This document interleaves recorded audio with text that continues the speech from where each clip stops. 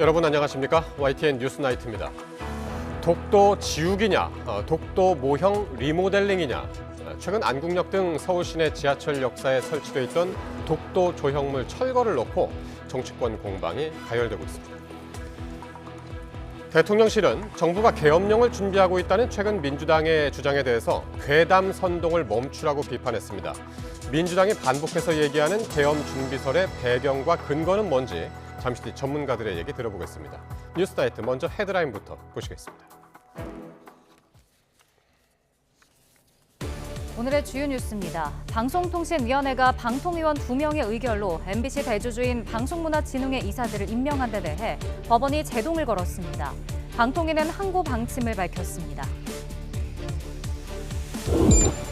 간호사주 측의 보건의료노조가 오는 29일 총파업을 예고한 가운데 간호법 제정은 불투명한 상황입니다. PA 간호사 업무 등을 놓고 여야 이견이 여전한데 총파업 돌입 전 막판 합의가 이루어질지 주목됩니다. 19명의 사상자를 낸 부천 호텔 화재를 수사하는 경찰이 호텔 업주 등 2명을 형사 입건했습니다. 논란이 된 에어매트는 지금까지 표준 매뉴얼도 없이 제각각 사용해온 것으로 드러났습니다. 북한이 전방 배치를 예고한 탄도미사일 발사대 250대와 관련해 국정원은 미사일을 실제 수급할 수 있을지 의문이라고 분석했습니다. 다만 최전방에 배치한다면 충청권까지 영향을 미칠 수 있다고 답했습니다. 이스라엘과 헤즈볼라가 대규모 공격을 주고받은 가운데 양측 모두 최악의 전면전은 피하는 분위기입니다. 이런 가운데 헤즈볼라의 공격은 추가 공세에 활용할 탐색용이라는 분석이 나왔습니다. 방송통신위원회가 MBC 대주주인 방송문화진흥회 새 이사들을 임명한 것에 대해서 법원이 제동을 걸었습니다. 2인 체제 방통위에서 이루어진 결정은 위법 여부를 다툴 여지가 있다는 건데 이 본안 소송 결과가 나올 때까지 새 이사진의 취임은 불가능하게 됐습니다. 김철희 기자가 보도합니다. 지난달 31일 이진숙 방통위원장과 김태규 위원은 임명 10시간 만에 여권 측 박문진 이사 6명을 선임했습니다.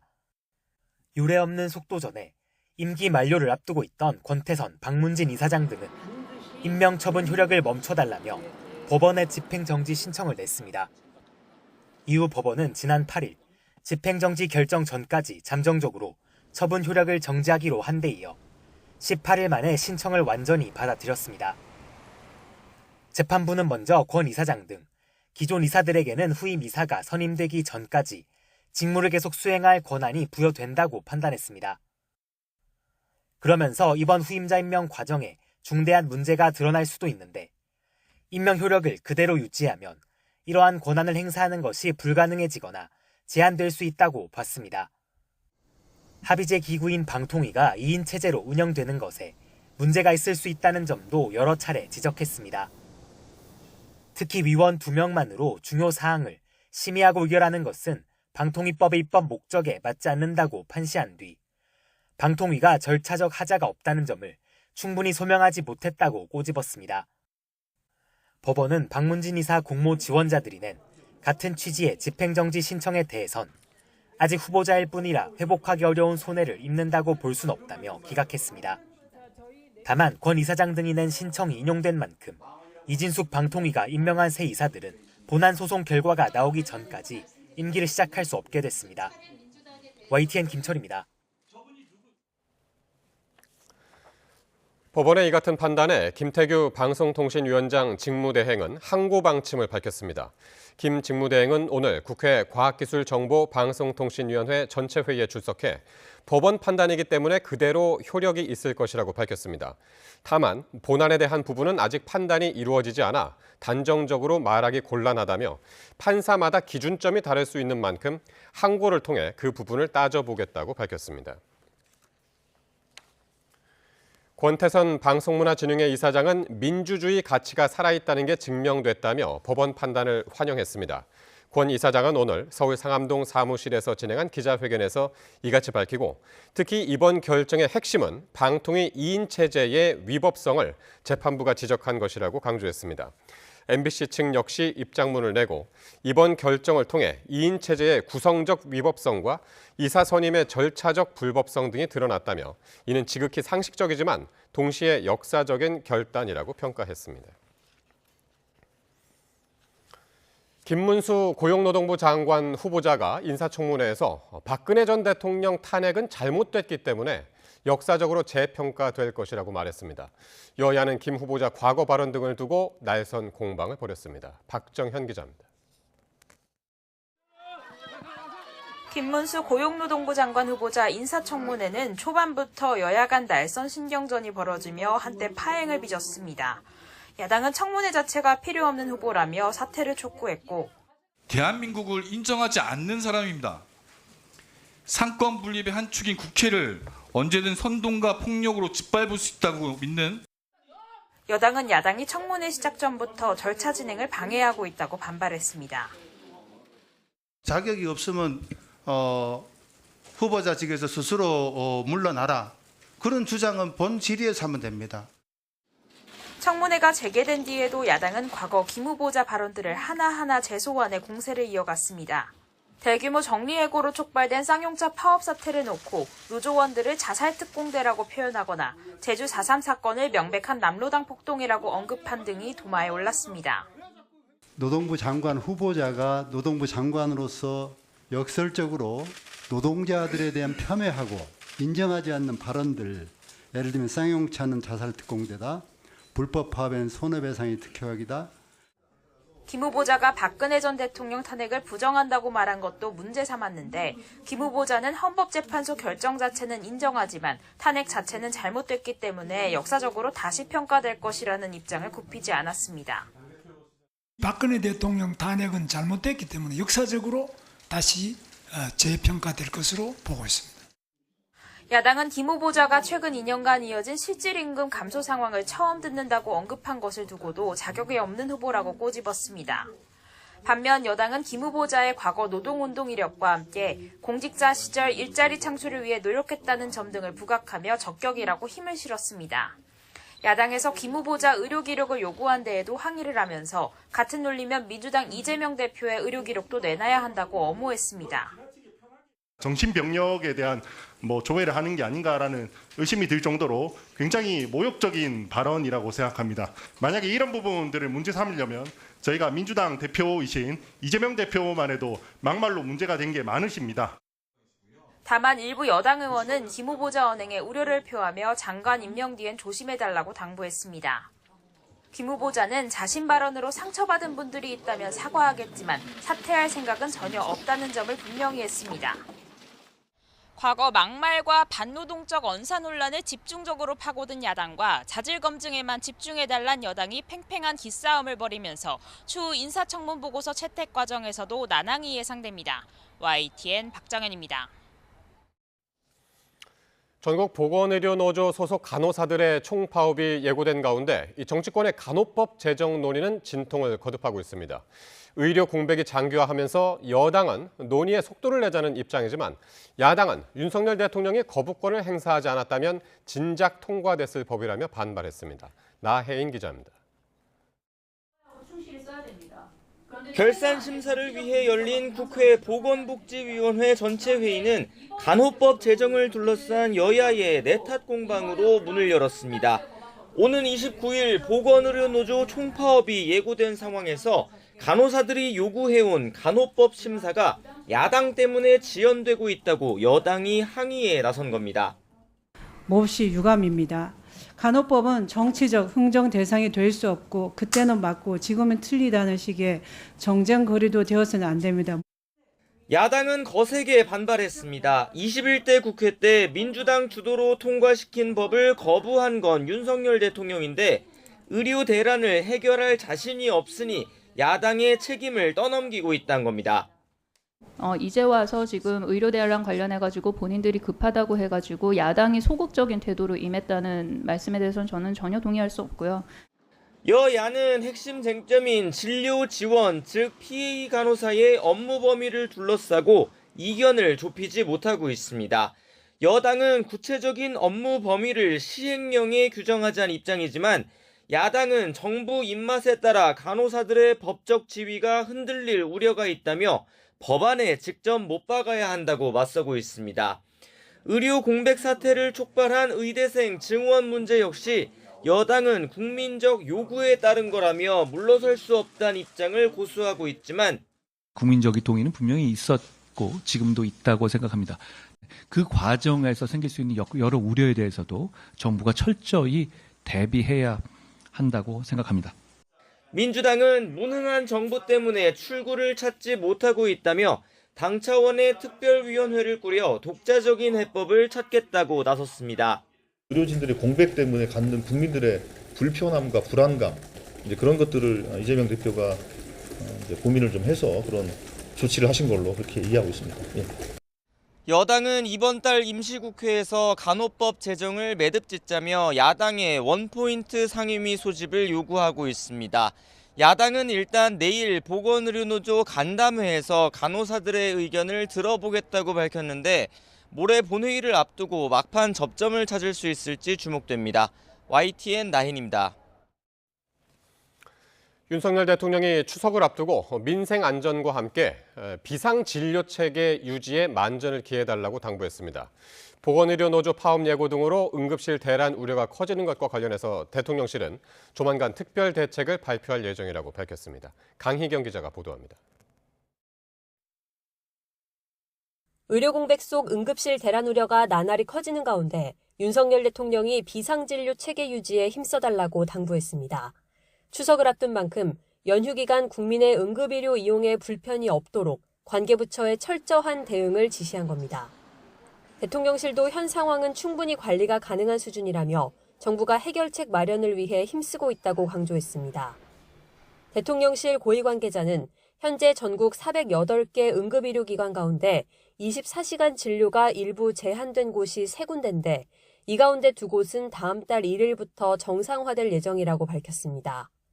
또 나머지 1군데와도 인력 충원 방안을 협의하고 있다며 조만간 해결책을 마련할 수 있을 것으로 보인다고 덧붙였습니다.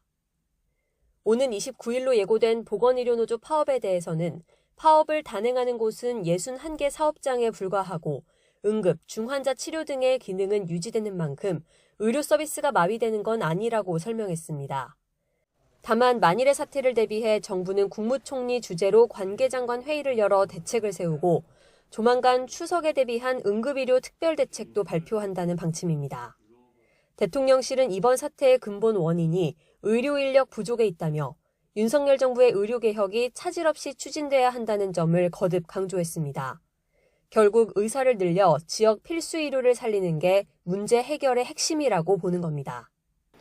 이에 따라 윤 대통령도 이번 주 국정브리핑에서 이미 일단락된 의대 증원 문제를 넘어 정부가 추진하고 있는 의료개혁 필요성과 과제를 더 심도 있게 설명할 것으로 보입니다.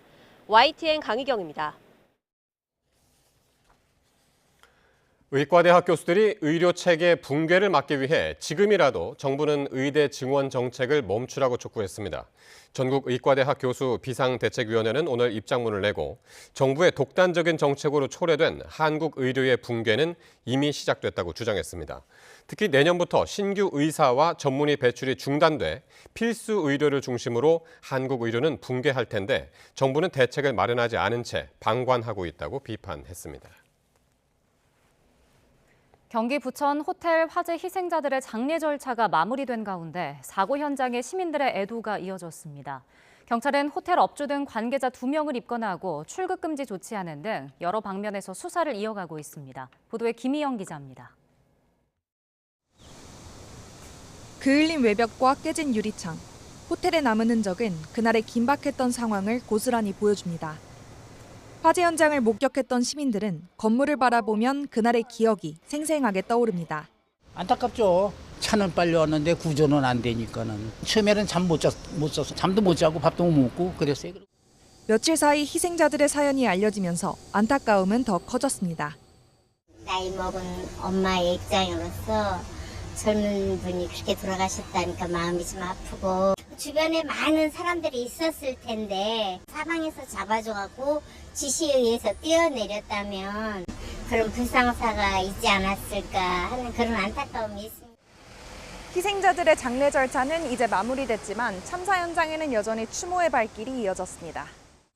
경찰은 수사에 속도를 내고 있습니다. 40대 호텔업주 등 관계자 2명을 업무상 과실치사상 혐의로 입건하고 출국 금지 조치도 내렸습니다.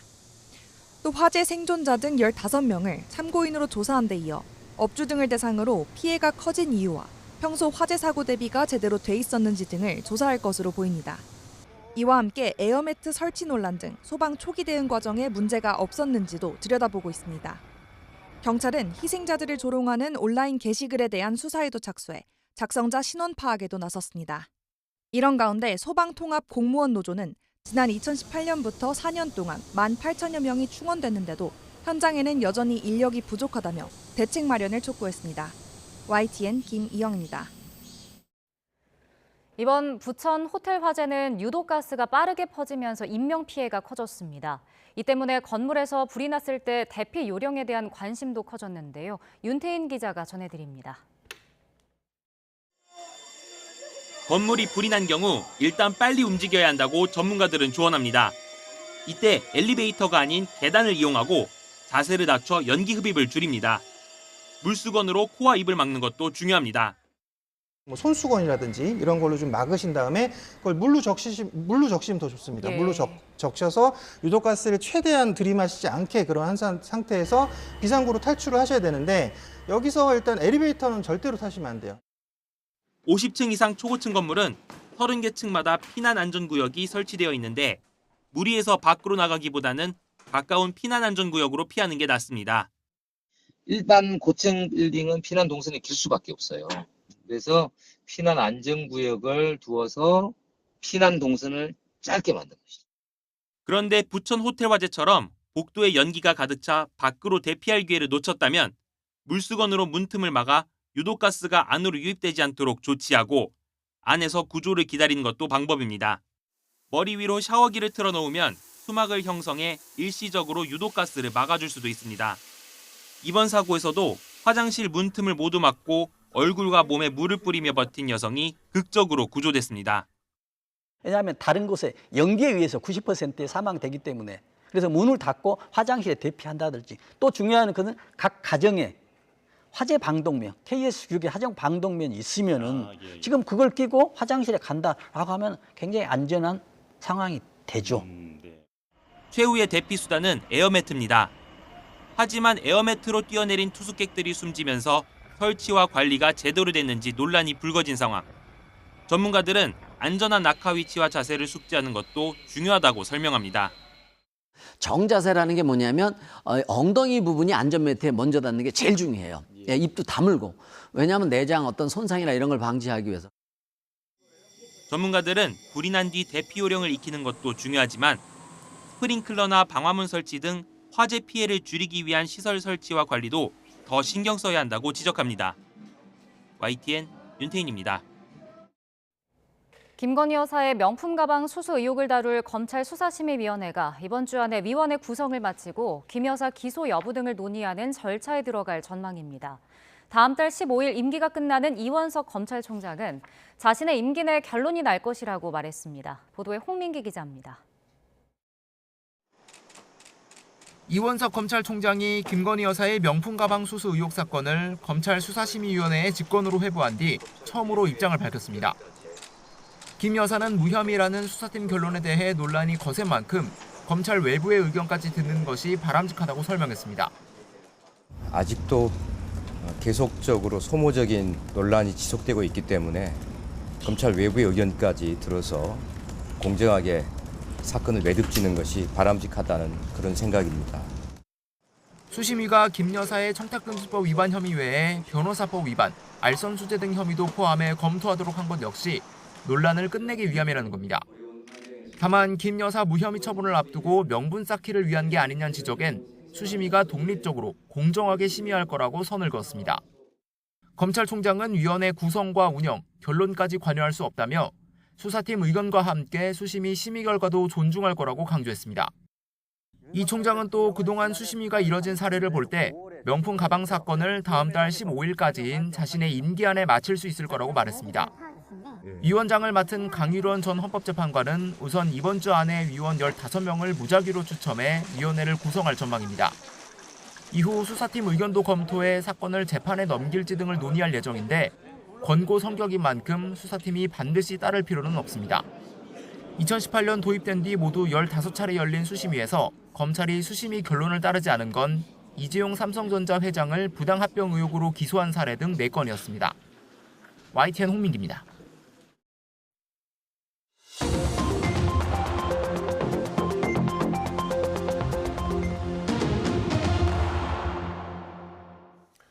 정치권 관심 뉴스 짚어보는 포커스 나이트 시간입니다. 오늘은 최수영, 김준일 두 분 평론가와 함께하겠습니다. 어서 오십시오. 네, 이재명 대표의 코로나 확진으로 대표 회담이 미루어졌는데 의제와 형식을 어떻게 할지를 놓고 의견 접근이 쉽지 않아 보입니다. 오늘 있었던 관련 발언들 먼저 듣고 오겠습니다. 회담의 전부를 국민들께 그대로 공개하는 것이 좋지 않겠냐 하는 제 생각에는 변함이 없습니다. 이 점에 대해서 민주당 일각에서는 좀 반대하는 목소리도 있는 것 같습니다. 저는 공개하는 것이 더 바람직하다고 생각하지만 그 회담의 전제로서 그걸 주장하는 건 아닙니다. 우리 국민의힘은 그 회담의 전제 조건으로 고집하지는 않겠다는 말씀을 드립니다. 중요한 건 빠른 시일 내에 회담을 하는 것이라고 생각합니다. 실질적으로 이제 여야 대표 회담이 성사가 되고 잘 되려면은 양 진영이 다 독자적인 의사결정권을 가져야 되지 않겠습니까? 네. 저희가 이제 처음부터 그 생중계 문제가 저쪽이 실제 성과를 그 얻어내기 위한 의도로서의 회담이라기보다는 다분히 보여주기 예. 일 가능성이 높다고 생각한 이유가 바로 이제 그 용산과의 관계 설정에서 한동훈 대표가 상당히 그 딜레마에 갇혀 있는 그런 느낌이었어요. 네.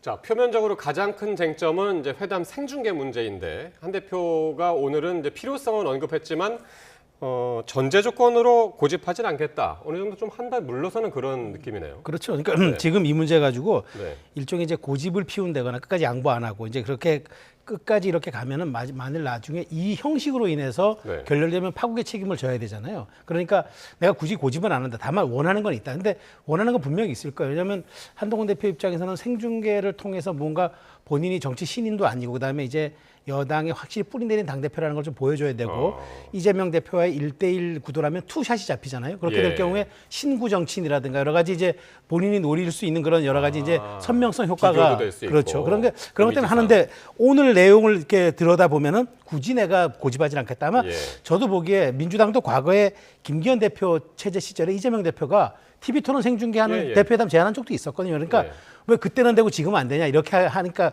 제가 보기에 완전히 이걸 비공개로 하기보다는 아마 모두 발언과 마무리 발언 그다음에 공동 발표 쪽은 생중계로 가고 나머지 뭐 정책위 의장이 배석하는 그 정도의 비공개 회담은 약간 논의 과정에 조율이 있어야 되니까 그거는 좀 비공개로 하는 쪽으로 가닥을 잡지 않겠나 하는 것이 저의 모두 발언하고 마무리 발언 마무리하는 나중에 공동 생중계로. 발표까지 그 정도는 생중계로 하고 나머지는 약간 조율을 거치는 비공개로 하지 않겠나는 게 저의 관측입니다. 예, 김준일 평론가는 어떻게 보세요? 어느 정도에서 조율이 될까요? 저는 안 열릴 가능성이 좀 높아졌다고 개인적으로 보고 열리지 않을 안 열릴 가능성. 예, 결과적으로 못 열릴 가능성이 상대적으로 높아졌다고 보고요. 다만 이제 뭐 열린다라면은 뭐 최수영 평론가 말씀하신 대로 뭐 그런 비슷하게 갈 겁니다. 그러니까 한동훈 대표 욕심이 좀 과했다 이 생각이 들어요. 그러니까 예전에 이재명 대표가 김기현 대표한테 얘기를 했던 거는 그냥 토론이에요. 토론을 하자라는 겁니다. 그러니까 이재명 대표는 민주당 쪽에서도 토론을 지금 피하는 게 아니라 이거는 회담이니까 회담에 맞게 해야 된다라는 거예요. 그러니까 어느 회담이 역사상으로 우리나라에 있었던 뭐 정상 외교를 하든 어느 회담이 이거를 다 생중계를 하는 사회가 있습니까? 그러니까 이제 궁금한 게 그러면 지난번에 윤석열 대통령하고 이재명 대표하고 영수회담 했는데 한동훈 대표는 그것도 그러면 처음부터 끝까지 다 생중계를 했어야 된다고 생각을 하시는 건지 궁금해요. 할 수 있는 게 있고 아닌 게 있잖아요. 회담은 그렇게 하질 않아요. 그러니까 이거는 욕심이 과했다라고 보고 민주당에서는 그러니까 의지가 없구나. 이거를 안 하려고 하는가 보구나. 약간 이런 식으로 없구나. 이런 식으로 생각을 하다가 지금은 아예 실익이 없다. 여기 이제 민주당 쪽에서 얘기를 하듯이 어차피 독자적으로 판단할 수 있는 권한도 없고 이제 본인들이 이제 의제로 지금 가져올 게 지금 최상병 특검하고 전국민 25만 원 지원금 이런 거잖아요. 이거를 독자적으로 본인이 한동훈 대표 독자적으로 판단을 해가지고 뭐를 할 수가 있을 것이냐에 대해서 이미 회의가 커진 거죠. 그러니까 그럼 열리지 않을 가능성이 있다는 근거는 왜 그러냐면요. 이번 주에 일이 너무 많아요. 일단은 지금 대통령이 국정브리핑 하는 거는 지금 공식 발표는 안 됐지만은 날짜가 이제 목요일밖에 날짜가 비는 날이 없어요. 사실상 목요일 날 열린다고 보면 되고요. 수요일 날은 본회의 열어가지고 지금 법안들 처리해야 되잖아요. 화요일 내일 당장 내일은 안 될 거 아니에요. 금요일 날은 또 대통령이 용산하고 아니 그 한동훈 대표랑 만찬 갔습니다. 그리고 이제 그러니까 국회 개원해요 다음 주에는. 개원을 하면은 이제 또 국회 일정이 막 굴러갈 겁니다. 아니 그래서 오늘 그 실무 협상이 있었고 그 비서실장끼리. 근데 추석 전에 열자는 얘기가 나왔다고. 그래서요. 네, 그러니까요. 뭐 얘기는 나오겠죠. 제가 말하는 건 이거는 저의 그냥 추론이니까 뭐 그러니까 틀릴 수도 이번 주 있고. 열리기는 힘들 거다. 이번 당장. 주에 열리기 일단은. 힘들고요. 다음 주에도 저는 열리지 않을 가능성이 높아지고 있다. 뭐 이 정도로 저는 개인적으로는 보고 있습니다. 그러니까 그 9월 정기국회가 열리면 사실 9월 정기국회 일정이 쭉 있죠. 그러니까 여러 가지 형편상 열리지 않을 가능성도 4일 있다. 날, 5일 날 각각 대표들의 연설이 있잖아요. 또. 그러니까 그것도 빼야 되고 뭐 이것 빼고 저것 빼고 하면은 날짜가 생각보다 안 나오고 그다음에 이제 추석이에요. 그러니까 진짜로 그럼에도 불구하고 양당이 정말로 해야 되겠다라는 의지가 있으면은 어느 날이든 비집고 할 수 있는데 제가 보기에는 의지가 민주당 쪽이 전에는 한동훈 대표 쪽이 많이 떨어졌다라고 한다면은 지금은 민주당 쪽이 많이 떨어져 있다 지금. 전 조금 다르게 보는 게 9월 8일에서 13일이 있거든요. 13일이 이제 금요일이기 때문에 추석 바로 연휴 직전 돌입하는 금요일이거든요. 그러니까 8일에서 13일 가는데 제가 이건 이제 저는 김준일 평론가 입장에서는 이제 제가 보기에는 아마 민주당이 큰 실익이 없기 때문에 굳이 이거를 드라이브를 안 걸 거라고 싶은데 제가 보기에 이제 이게 어느 쪽이든 말하자면 책임을 지우는 파국으로 가면은 이제 그쪽이 패자가 되는 게임이 돼버렸어요. 그래서 이제 일종의 이거는 약간 이제 뭐랄까 책임을 지우는 형국이 돼버렸기 때문에 어떤 식으로 그러니까 실익이 없고 내용이 없을 수는 있으나 분명히 회견은 저는 열릴 거라고 보고 다만 거기에서 이제 의제 문제에 대해서 지금 민주당이 마지막 올커트 프레싱으로 나오는 게 오늘로 사실 원래 데드라인 준 거잖아요. 최상병 특검법 안 되면 우리가 하겠다 막 이렇게 얘기도 하는 지금 입장인데 한동훈 대표는 분열책 쓰지 마라. 진정성 있게 하려면 조금 뒤로 가도 된다 이런 지금 얘기를 하는데 저는 이 문제가 저는 차라리 이렇게 탑다운 방식으로 대표 의제에서 이게 뭐가 조율이 돼서 나오는 것보다는 두 대표의 결단으로 나올 수 있는 것도 저는 필요하다고 봐요. 그 전에 한동훈 대표는 용산과 조율을 해야 되겠죠. 그런 측면에서 놓고 보면은 저는 지금 이번 주는 사실 저도 어렵다고 보고 저는 제가 열린다면은 8월 그러니까 8일에서 13일 사이 그 정도 사이 9월 참 9월 그러니까 8일에서 13일 사이 정도 되지 않을까 9월에는 추석이라는 것도 상당히 정치적인 의미에서 보면은 굉장히 큰 이벤트 아닙니까? 그러니까 두 대표가 그 추석 밥상에 화제를 올려야 되는 거죠. 그렇죠. 그 그래서 직전에 저는 그래서 그 직전에 열릴 가능성이 높다고 봐요. 그리고 이제 가장 의제 중에서는 이제 중요한 거는 최상병 특검법으로 이제 뽑으셨고 역시 동의하. 그러니까 민주당 입장에서는 그런 거죠. 사실 그러니까 말씀드렸다시피 민주당은 전 국민 25만 원 지원금, 민생지원금 하고 싶어요. 지금 최근에 당정협의에서 뭐 이제 40조 원 나왔지만 그건 이제 대출이잖아요. 대출하는 게 아니라 민주당의 입장에서는 지금 직접 지역화폐로 주는 게 훨씬 경기를 살리는데 좋다고 하는데 지금 그 얘기예요. 한동훈 대표는 결정권이 없다. 여기에서 만약에 여야가 합의를 했는데 용산에 한동훈 대표가 가져갔는데 용산에서 해버릴 수도 있는 거예요. 지금 특히 유난 관계, 유난 갈등 이런 게 있는 상황이면은 그리고 오늘 이제 뭐 파이낸셜 뉴스나 이런 데서 뭐 언론 보도도 나왔지만은 민주당하고의 의제 관련해서 조율을 용산하고 국민의힘 지도부하고 안 했다라는 거잖아요. 그런 언론 보도도 나왔거든요. 그러니까 이게 지금 조율이 다 안 된 상황에서 한동훈 만나봤자 별로 실익이 없겠다. 물론 이게 압박용일 수도 있죠. 그러면 성과를 내려면은 뭔가 너희도 좀 해봐라. 성의 있게 대해봐라라는 건데 니들이 원하는 것만 하려고 하지 마라. 약간 이런 줄다리기일 수도 있지만 민주당 교류는 전체적으로 어쨌든 약간의 회의론이 더 커진 건 사실입니다. 그러면은 최 평론가님 말씀하셨던 톱다운 방식. 일단 뭐 당 내에서 정해진 건 없지만 두 대표가 만나서 거기서 어떤 합의나 협의를 할 가능성 이건 어떻게? 그러니까 신뢰의 문제인 것 같아요. 신뢰의 문제. 이재명 대표는 그게 가능할 수도 있죠. 근데 한동훈 대표가 그게 가능할 것인가에 대해서 신뢰가 별로 없을 겁니다. 바깥에서 보기에도 그렇잖아요. 최상병 특검 하려고 하면은 친윤들이 벌떼처럼 일어날 테고 그리고 친한들도 지금 공수처 수사 결과 보자라고 한 건데 그거는 원래 한동훈 대표가 공약했던 거하고는 거리가 있고 뭐 이런 상황이다 보니까 물론 이제 상징적으로 그렇게 해가지고 좀 더 압박하는 용도로 할 수도 있겠지만은 한동훈 대표가 좀 딜레마적인 상황인 건 맞는 것 같습니다. 알겠습니다. 자, 여기까지 하고요. 자, 최근 서울 지하철 역사나 또 전쟁기념관 등에서 독도 조형물 철거 논란이 불거졌었는데요. 오늘은 용산과 민주당이 직접 맞붙었습니다. 양측 발언들 들어보시겠습니다. 이제 남은 것은 독도를 팔아 넘기는 일이라는 우려도 나오고 있습니다. 지하철 역사와 전쟁기념관에 설치되어 있던 독도 조형물이 소리 소문 없이 사라지고 있는 상황을 우려에 우려를 더하고 있습니다. 도저히 묵과할 수 없습니다. 주권과 영토, 국민을 팔아먹는 행위, 이를 묵인하거나 용인하는 행위는 반국가 행위이고 이를 행하는 세력이 바로 반국가 세력입니다. 반국가 세력이 우리 사회 곳곳에서 암약하는 상황을 가만히 두고 볼 국민은 없습니다. 독도 철거물은 노후화됐기 때문에 새로운 독도 조형물을 설치할 계획입니다. 독도가 마치 논란이 되는 것처럼 선동 소재로 삼아 국제 분쟁 지역으로 만드는 것이 바로 일본이 원하는 전략입니다. 친일 프레임 공세를 이어가기 위해 오직 정부 공격령으로 독도까지 끌어들이는 모습을 보면 과연 공당이 맞는지, 국익에 대한 고민이 있는 것인지 의심이 듭니다. 자, 독도 조형물 철거를 두고 민주당은 독도 지우기다라는 입장이고요. 대통령실은 너무 낡았기 때문에 교체 작업 중이라면서 그러니까 괴담 선동을 그만해라. 이렇게 이제 즉각적으로 이제 반발을 했습니다. 이번 사안 어떻게 보시나요? 그러니까 저는 이걸 보면서 과연 이게 뭐 기념 조형물이 없어지면 독도가 없어지는 겁니까? 그런 사실은 이분법은 말이 안 되잖아요. 사실 우리가 실효적 지배를 하고 있고 이 상태 유지하면 되는 일인데 어디 이제 역사의 철거물이 역사의 조형물이 없어지고 그다음에 심지어는 가짜 뉴스가 뭐냐면 국립중앙도서관 고문원실에 있는 독도 조형물이 설치됐다는데 이건 설치된 적도 없는 가짜 뉴스예요. 그게 철거됐다는 소리도 있었어요. 근데 이게 지금 논란이 되고 있는 역은 안국과 잠실역이거든요. 저도 이제 지나가다 몇 번 봤습니다.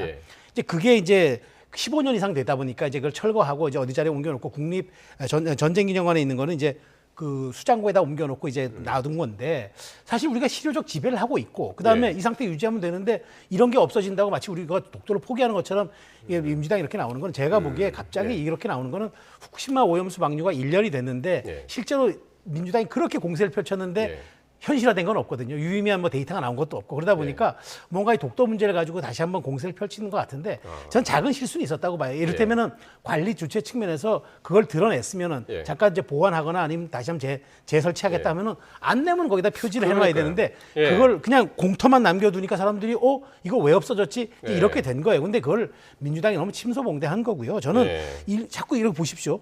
야당이 독도 이슈화를 합니다. 야당 대표 직접. 그다음에 정부가 또 해명을 해요. 반박을 하든가. 그러면 외신이 보도합니다. 이게 바로 일본의 전략 아닙니까? 자, 이렇게 한 대한민국 내에서도 독도가 이렇게 분쟁 지역으로 하니 국제재판소로 가져갑시다. 이게 일본의 전략에 말려드는 거예요. 그래서 지금 화면에 나오는 건 이제 전쟁기념관에 있었던 거죠. 그래서 저는 최소한 이재명 대표가 지금 대권을 바라보는 야당 대표 아닙니까? 그러면 외교 안보에 대한 거는 좀 대승적 차원에서 좀 접근할 필요가 있다. 너무 당리당략적 차원에서 한다. 그러면 나중에 이 대표에게도 부메랑이 돼 돌아올 수 있으니까 과도한 반일몰이와 친일 공세는 저는 전혀 중도 외연 확장에 도움 안 된다. 진실에 또 사실에 팩트에도 부합하지 않는다. 그 말씀 드리겠습니다. 요번 기회로 해서 봤더니 전국적, 그러니까 그 서울 지하철 역사 내에 한 6군데 이게 조형물이 있었던 모양이에요. 그리고 3군데에서 없어졌고, 안국역하고 잠실하고 이제 광화문 쪽에 없었고, 나머지 3개는 계속 있는데 서울교통공사가 뭐라고 했냐면 혼잡 대책의 일환이었다라고 이제 반박을 했습니다. 그러니까 이게 이제 하나의 사건만을 가지고 얘기를 하는 게 아니라 일련의 과정들을 좀 보셔야 됩니다. 지난해 12월에 군 정신 전력교육 기본교재에 보면은 독도를 분쟁 지역이라고 했다 그게 차구라고 해가지고 그게 바뀌었는데 거기에 한반도 지도가 11개가 나오는데 11개의 독도가 다 빠져 있어요. 그리고 일부는 울릉도는 그려놨는데 독도를 뺐습니다. 그러니까 이게 우연이냐고 여기서부터 시작을 해가지고 지금 계속 나오는 게 지금 전쟁기념관에 저 독도 조형물을 낡아가지고 했다라고 했는데 그러면은 이거를 수리를 할 계획이 있거나 지금 수리를 하고 있어야 되는데 그냥 수장고에 들어가 있어요. 그러니까 그 계획을 어떻게 수리를 해서 이거를 그럼 다시 설치할 건지를 전쟁기념관이 밝히면 됩니다. 그냥 치워버리면 독도 지우기라는 거는 그러면은 그게 고의적으로 그냥 없애려고 것이다. 아니, 설명을 좀 드릴게요. 게다가 이제 지하철에서 경복궁역하고 안국역을 이제 같이 관리를 하는데 거기에 동선에 방해된다라는 게 어떤 게 있느냐라고 서울교통공사에서 물어보니 4가지가 있습니다라고 했어요. 그게 해시계도 있고, 근데 4가지 중에 독도 조형물만 딱 빠지고 나머지는 그대로 있어요. 왜 그런가요? 그러면 왜 독도만 그렇게 하죠? 그러니까 이게 한두 개가 아니라는 거예요, 지금. 그러니까 제가 말씀드린 건 뭐냐면은 최수영 평론가님 말씀하신 대로 정확하게 독도가 우리의 땅이라는 건 변하지 않습니다. 그런데 오래된 이제 소위 말해서 친일 보수 쪽에서 뭐가 있었냐면은 독도 폭발론이 있었어요. 그러니까 소위 말해서 김종필 JP부터 해가지고 한일회담 할 때 뭐 그 얘기가 나왔네, 독도 폭발론이 나왔네. 이게 뭐냐면요, 독도가 한일 우호 관계에 걸림돌이 되니 그냥 독도를 아예 지워버리든지 물리적으로 폭발을 하든지, 그건 일본 측이 먼저 처음에 제안을 했는데 보수 진영에서 그 얘기가 한동안 나오기도 했었거든요. 그러니까 그런 겁니다. 이거를 독도를 지금 넘겨주는 건 말이 안 되죠. 그럼 윤석열 대통령 바로 탄핵이에요. 그러면은 국토를 수호할 의무를 져버렸으니까. 그런 게 아니라 일본하고의 관계 개선을 위해서는 독도 정도는 좀 없애는 게 낫겠다라는 거고, 제가 지금 그 정해진 대변인한테 말도 안 된다고 생각을 하는 게, 지금 야당이 이거를 문제 제기를 해가지고 일본이 좋아하겠습니까? 독도를 싹 지워가지고 일본이 좋아하겠습니까? 그러니까 그냥 상식적으로 생각을 해보면 되는 거예요. 일본에서 웃고 있겠죠. 독도를 윤석열 대통령이 알아서 저렇게 국내에서 다 지워주니 얼마나 좋아하겠습니까? 기시다 총리 이제 9월 달에 방한한다고 하는데 저는 그렇게 봐요. 그럼 기시다 총리 방한하고 이게 관련이 있다고 보시는 건가요? 기시다 총리는 이미 끝났잖아요, 임기가. 왜 한국에 오죠? 한국에 와서 해야 될 게 뭐죠? 그 일본 정치 상황을 이해를 해야 되는데 지지율이 20% 거의 바닥으로 떨어져서 다음 달 말이면 교체가 되죠. 총리가. 총리가 다음 총리 선거에 안 나간다라고 얘기를 했어요. 그런데 거의 유일하게 오른 나라가 한국이에요. 왜냐하면 자기는 실패한 총리가 되고 싶지 않아요. 그러면은 내가 성공한 총리를 보여주기 위해서는 최대 성과가 한국으로부터 지금까지 내가 뜯어낸 게 이 정도야. 이를테면 제3자 변제안, 그것도 한국으로부터 우리 하나도 우리 기업, 일본 기업 참여 안 하고 다 일본 한국만 다 했고, 뭐 이를테면 사도광산이라든지 등등등을 다 했으니 그거를 돋보이기 위해서 지금 기시다가 온다라는 게 일본 언론에서 지금 나오는 얘기예요. 그러니까 제가 말씀드린 건 어쨌든 독도가 없어지지는 않지만은 이게 정말로 어느 나라의 국익에 도움이 되는지, 그리고 지금 보수의 주류가 지난 시간에도 말씀드렸지만 지금 반공 보수에서 친일 보수로 지금 우리나라 보수의 주류가 바뀌고 있는데 이게 지금 얼마나 위험한 상황인지를 국민들이 좀 아셔야 될 것 같습니다. 그러니까 보수 정권의 이제 뭐 독도 폭발은 건 뭐 과거에 그냥 잠깐 있었던 이제 해프닝 같은 얘기인데, 저는 그 얘기는 뭐 그냥 본류가 아니니까 중요한 거는 그게 이제 우리 대통령, 보수 정권의 이명박 대통령이 일본의 대일 메시지를 세게 하기 위해서 독도 방문을 했잖아요. 그 길로 한일 관계 경색이 됐어요. 저는 오히려 그것 때문에 대통령이 독도를 방문하는 바람에 더 분쟁 지역처럼 비춰지는 우를 범했단 말이에요. 더더군다나 일본은 그 후에 박근혜 정부 출범 때 한참 때까지도 한일 관계 경색돼가지고 대화도 오고 하지 않았어요. 그러니까 독도는 우리께 맞고 그냥 건드리지 않으면 평생 영속되는 겁니다. 그런데 이걸 가지고 자꾸 건드리는 순간 이게 이제 분쟁 지역화 되는 거잖아요. 그래서 저는 민주당 입장에서는 이런 얘기들, 문제를 제기할 수는 있어요. 합당하게 왜 이런 게 설치가 왜 사라졌는지 이런 거 물을 수는 있으나, 이걸 가지고 마치 독도를 우리가 영토를 포기하는 것처럼 대통령이 이런 데 대한 영토, 이렇게 과도하게 몰아가는 건 저는 온당치 않다는 얘기예요. 알겠습니다. 사실 요번 발단이 병상에 있던 이재명 대표가 진상조사하라고 그러면서 이제 이게 시작이 된 건데, 요게 이제 하루 이틀 내에 요 이슈가 가라앉을 것 같지는 않습니다. 어떻게 전개되는지 그때 함께 지켜보도록 하겠습니다. 자, 이런 가운데 김민석 민주당 최고위원이요, 지난주에 공식석상에서 윤 대통령 계엄령 준비서를 언급해서 논란이 있었는데, 여기에 대해서도 대통령실이 오늘 강하게 반박을 했습니다. 발언 듣고 오겠습니다. 차지철 스타일의 야당 입틀막 국방부 장관으로의 갑작스러운 교체와 대통령의 뜬금없는 반국가 세력 발언으로 이어지는 최근 정권 흐름의 핵심은 국지전과 북풍 조성을 염두에 둔 계엄령 준비 작전이라는 것이 저의 근거 있는 확신입니다. 전혀 근거 없는 계엄 괴담입니다. 도대체 괴담 선동의 끝은 어디입니까? 야당은 괴담이 아니고선 존재 이유가 없는 겁니까? 이런 소모적 논쟁이 과연 도대체 국민이 먹고 사는데 어떤 도움이 되는 겁니까? 사실 계엄령은 우리 국민한테는 트라우마가 있는 단어라서 매우 이제 민감한 단어죠. 그래서 근데 이제 김민석 최고위원이 조금 전에 보셨습니다만은 정부의 계엄령 준비가 근거 있는 확신이다라고 했는데, 정말 근거가 있는 걸까요? 어떻게 보십니까? 근거는 김민석 의원께서 좀 제시하셨으면 좋겠다라는 건데, 그러니까 예. 저는 좀 가정에 가정을 더한 약간의 무리수가 있다라고 저는 봐요. 그러니까 이게 어떻게 처음에 나왔냐면은 네. 김용현 경호처장이 국방부 장관이 되면서 네. 지금 3번째 국방부 장관의 4번째 안보실장이잖아요. 네. 이렇게 굉장히 자주 바뀌는 데가 여기밖에 없습니다. 지금 총리님은 지금 한 번도 안 바뀌고 지금 5년 내내 하실 것 같은 지금 그런 분위기인데 예. 왜 이렇게 자주 바뀌느냐? 그러면은 충암고 1년 선배니까 본인이 그리고 예전부터 언론 보도에 따르면은 국방부 장관을 하고 싶었다. 삼성 장군 출신으로서 이렇게 했으니 이제 그 민원을 해결해 준 거 아니냐라는 건데 예. 지금 방첩사령관도 충암고 출신. 예. 그리고 이제 37이라고 하는 777 여기 사령부가 북한에 도감청 하는 데거든요. 여기도 충암고 출신. 그래서 지금 언론 보도 보수 언론 쪽이 얼마 전에 한 일주일 전에 나온 거는 예. 국방파하고 충암파랑 붙었다. 뭐 이런 언론 보도까지 나왔어요. 그러니까 신원식 예. 쪽이 국방파고 김용현 쪽이 충암파 그래가지고 서로 이제 뭐 충암고가 그렇게 많지는 않지만 어쨌든 이렇게 핵심 요직을 다 차지하는 게 그러면은 왜 이렇게 하느냐. 그럼 가장 유사시에 믿을 만한 사람을 자기 충암고 동문들을 이렇게 군 핵심. 그러니까 방첩사령부가 뭐냐면은 그 전에 기무사였고 그 전에가 네. 보안사였어요. 전두환이 예전에 보안사령관 하면서 결국은 쿠데타까지 일으켜가지고 이렇게 됐죠. 그러니까 군의 모든 정보가 다 모이는 곳이라고 보면 됩니다. 그러니까 그 정도로 중요한 건데 원래는 이거를 권력 분점을 해야 되면은 다른 사람을 앉혀야 돼. 그러니까 그렇게 오해를 받는 거를 인사를 그런 거 안 해왔으니 왜 이렇게까지 무리수를 두느냐. 그 이거죠. 충암고하고 그러니까.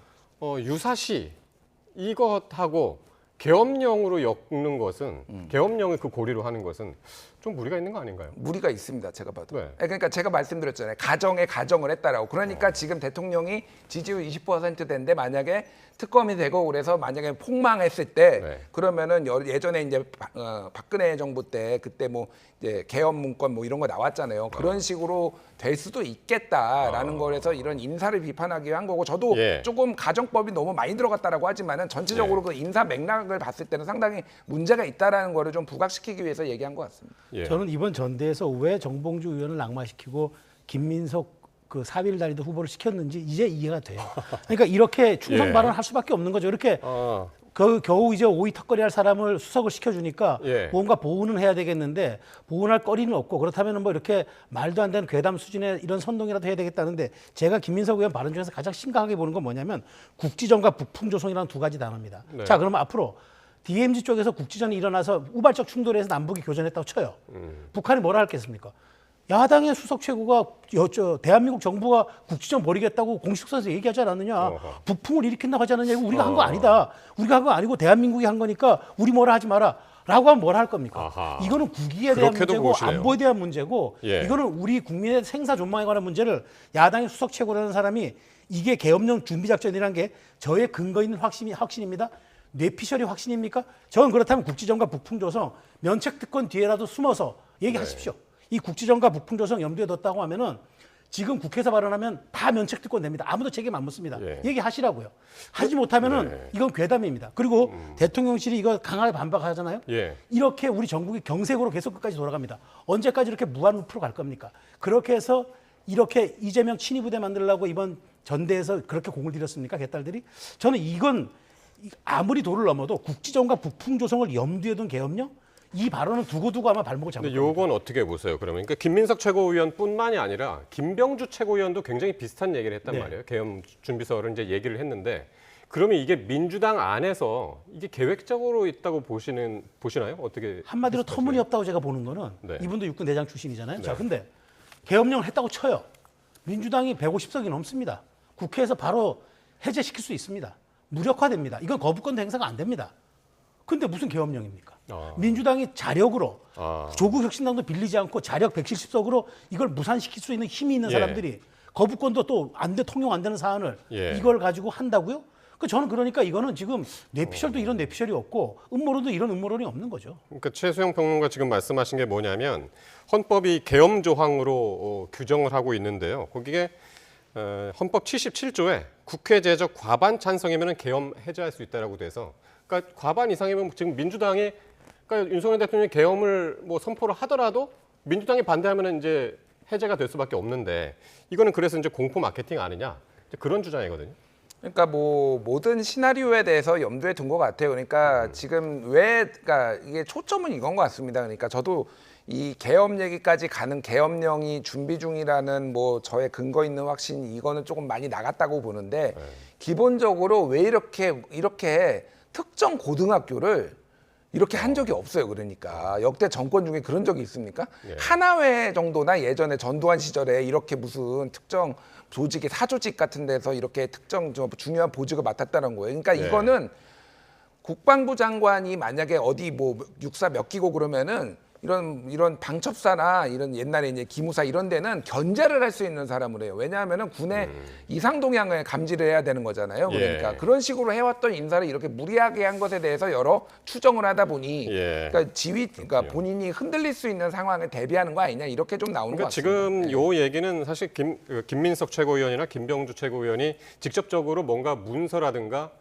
과거에 나왔던 것처럼 그런 문서를 뭐 그런 식으로 이제 근거를 대지 않는 이상 평론가님들도 명확하게 이거를 해석을 할 수가 없네요. 지금으로서는. 그러니까 이게 그냥 추정만 할 뿐이죠. 이런 배경이 있는 거 아니냐. 그래서 저도 조금 무리하지 않았나 그 생각을 합니다. 알겠습니다.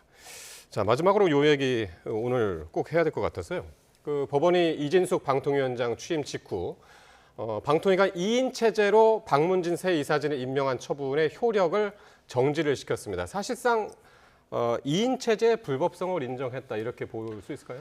그러니까 저는 이제 이게 좀 애매한 게, 그러니까 저도 일단 법원이 판결 냈으니까 저도 존중을 한다는 말씀을 먼저 드리는데, 근데 이번에 사실 두 갈래로 이번에 가처분 신청이 이루어졌어요. 하나는 그 행정법원 12부에 이번에 이제 임기가 만료된 박문진 이사들이 이제 상대로 내서 이게 임기 만료된 가처분 신청을 냈는데 이건 인용이 됐어요. 이거는 회복할 수 없는 손해가 있으니까 당신들이 인용해주고. 근데 탈락자들이 낸 6부에 낸 것은 기각이 됐어요. 그러니까 저는 이해가 안 되는 게, 아니 임기가 8월 13일 날 만료가 된 분들이잖아요. 임기가 법적으로 만료가 된 분들이 냈던 가처분 신청은 인용이 되고, 여기에서 뭔가 부당한 절차가 있었다고 우리가 내가 왜 탈락됐는지 이유를 모르겠다고 가처분 신청을 낸 사람들은 그건 기각이 됐어요. 저는 이게 좀 이해가 안 되는 거죠. 같은 행정법원이었지만 부서가 다른 거죠. 12부 6부인데 그러니까 저는 이제 이렇게 생각이 되는 겁니다. 지금 8월 13일 날 임기가 만료돼서 정부가 정당한 인사권을 행사한 거잖아요.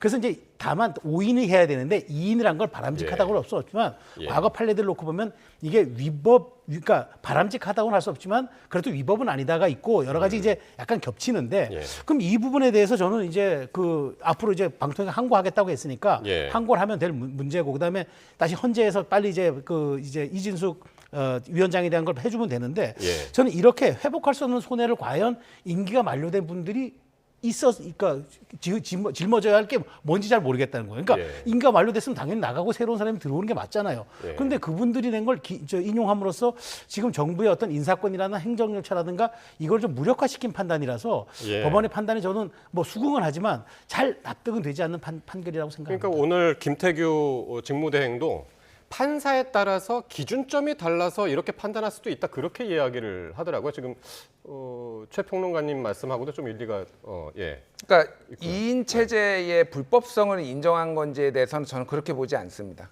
그러니까 이게 오늘 그 재판부도 얘기를 했는데 다퉈야 된다라는 거예요. 이게 그러니까 가처분 신청이라는 게 받아들여진다라는 거는 회복할 수 없는 피해가 있었는데 그 내용을 들여다보니까 불법성이 있는지 없는지를 놓고 첨예하게 지금 다투고 있잖아요, 양측이. 그러면 이거는 본안 소송에 가가지고 받아보라라는 거예요. 이거를 내가 재량으로 하기에는 이렇게 사회적으로 치열한 쟁점인데, 그리고 회복할 수 없는 피해를 입는다는, 물론 이제 그거의 시각은 이제 최성 평론가님처럼 보시는 분들도 있지만 어쨌든 그게 받아들여졌다라는 거는, 이거는 저는 핵심은 2인 체제를 어떻게 볼지를 정식 재판에 받아보라는 걸로 저는 이해를 했습니다. 이게 워낙 한쪽에서는 문제 없다라고 하고 한쪽에서는 문제가 있다라고 하니, 그래서 이거는 항고를 하더라도, 방통위가 항고를 하더라도, 예전에 권태선 이사장 했을 때도 가처분 신청이 인용된 다음에 항고했지만 방통위가 졌거든요. 또 이거는 가처분 신청은 항고해도 웬만하면은 뒤집어지는 경우가 없어요. 결국은 본안 소송 가서 다퉈보라는 거고요. 그러면은 한 6개월 최소한 걸리거든요.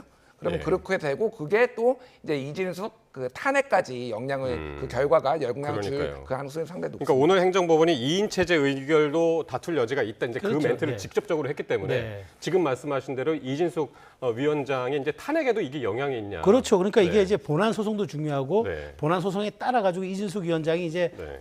그 영향도 있죠. 그래서 만약 네. 이준숙 위원장이 복귀하면은 바로 또 5인 체제가 되겠죠. 근데 제가 여기서 드리고 싶은 말씀 마지막 하나는 지금 과방위가 이것 때문에 완전히 무력화돼서는 안 된다는 거예요. 이건 이대로 이제 법적인 판단에 본안 소송, 행정 소송, 그다음에 이제 헌재 판결 맡겨놓고 지금 OTT, AI, 원전 플랫폼 사업 할 게 얼마나 많습니까? 그러니까 이거는 빨리 이대로 진행하고 이제는 법원 판결이 됐으니까 수긍하든 말든 알겠습니다. 이제는 법적 조치를 기다려 볼 수밖에 없다. 그래서 지금 국민의힘에서 과학기술정보랑 방송통신이랑 나눠가지고 하자. 그런 얘기도 지금 나오는 현실이죠. 그러니까요. 네. 법안까지 이제 발의를 해놨는데 민주당에서는 뭐 국회 봐야겠네요. 추천 방통위원회 추천하겠다 민주당에서 얘기하고 그랬죠. 국민의힘 것도 한다니까 그거는 좀 지켜보면은 4인 체제로 또 당분간 굴러갈 수 그러겠네요. 있습니다. 예, 알겠습니다. 여기까지 듣겠습니다. 최수영, 김준일 두 분 평론가와 함께했습니다. 두 분 고맙습니다.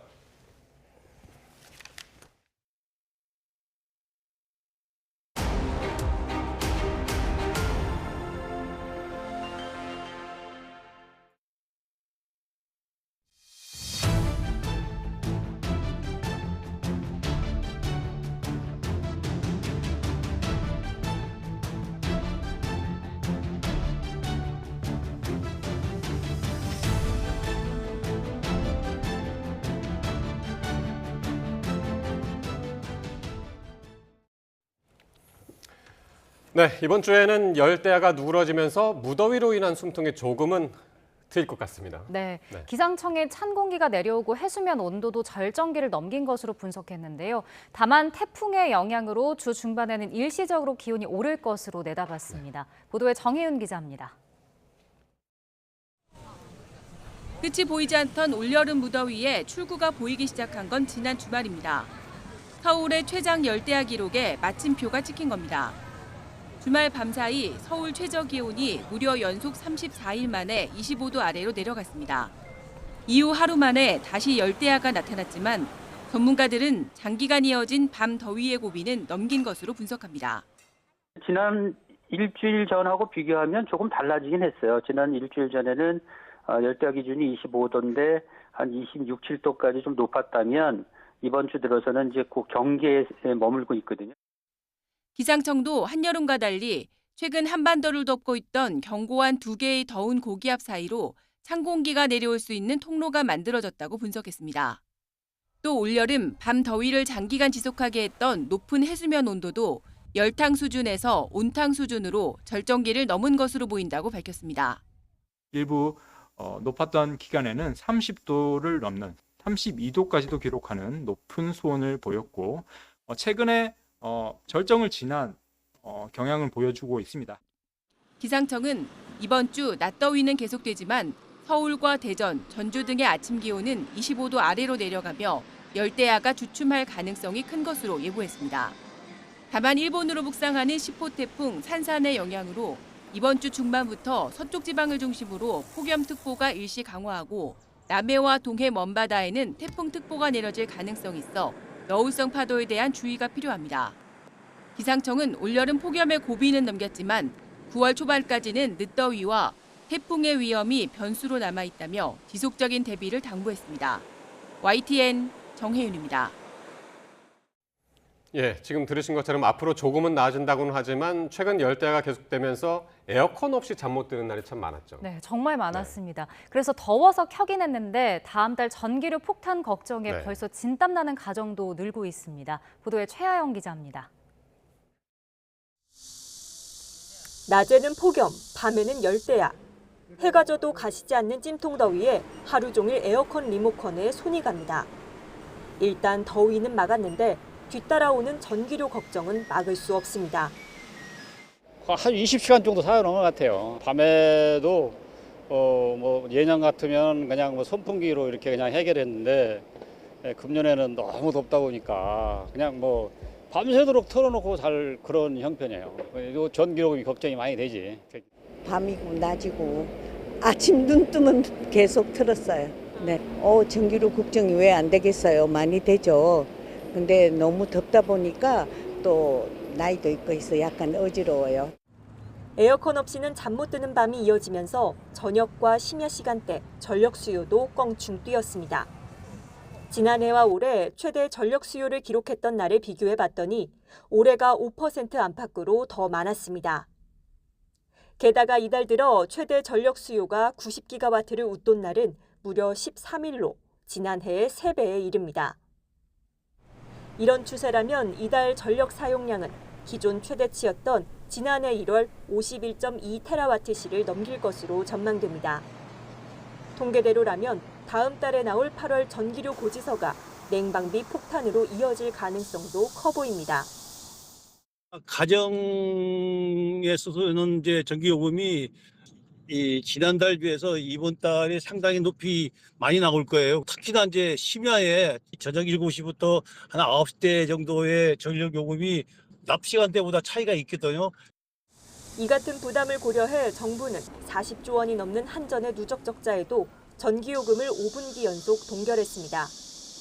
또 에너지 취약계층에 전기요금을 추가 지원하는 방안도 논의되고 있습니다. YTN 최아영입니다.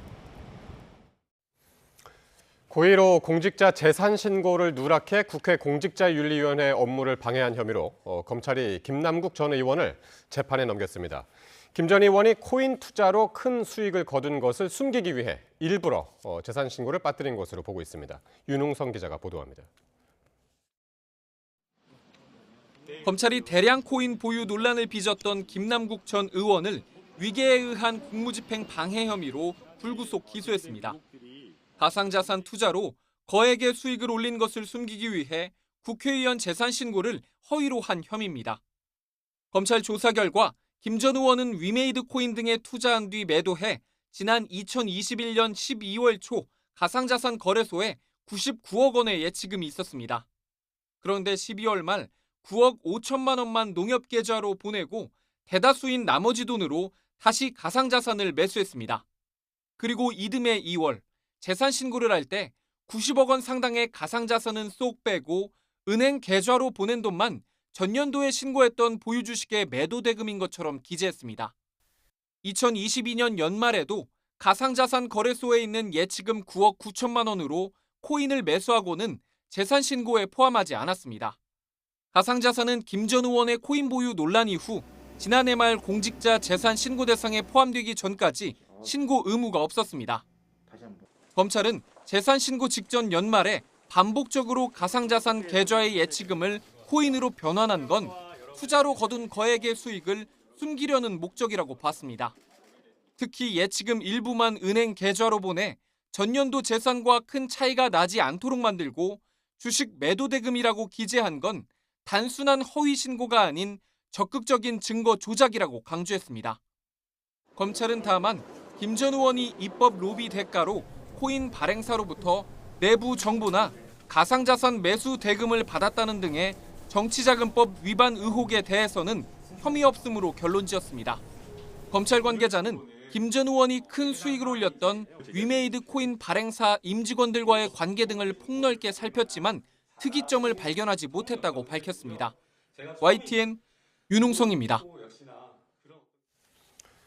최태원 SK그룹 회장의 동거인 김희영 TNC재단 이사가 노소영 아트센터 나비 관장에게 위자료 20억 원을 입금했습니다. 노 관장에게 위자료를 지급하라는 1심 판결이 나온 지 나흘 만입니다. 앞서 서울가정법원은 지난 22일 노 관장이 김 이사를 상대로 낸 손해배상 청구 소송에서 김 이사와 최 회장이 공동해 위자료 20억 원을 지급하라고 판결했습니다. 이에 대해 노소영 아트센터 나비 관장 측이 김희영 이사 측의 일방적인 행동이라고 지적했습니다. 노 관장 측 대리인은 오늘 아무런 사전 협의나 통보 없이 일방적으로 돈을 입금했다며 금원의 성격이 채무 변제금인지 가지급금인지도 알지 못하는 상황이라고 밝혔습니다.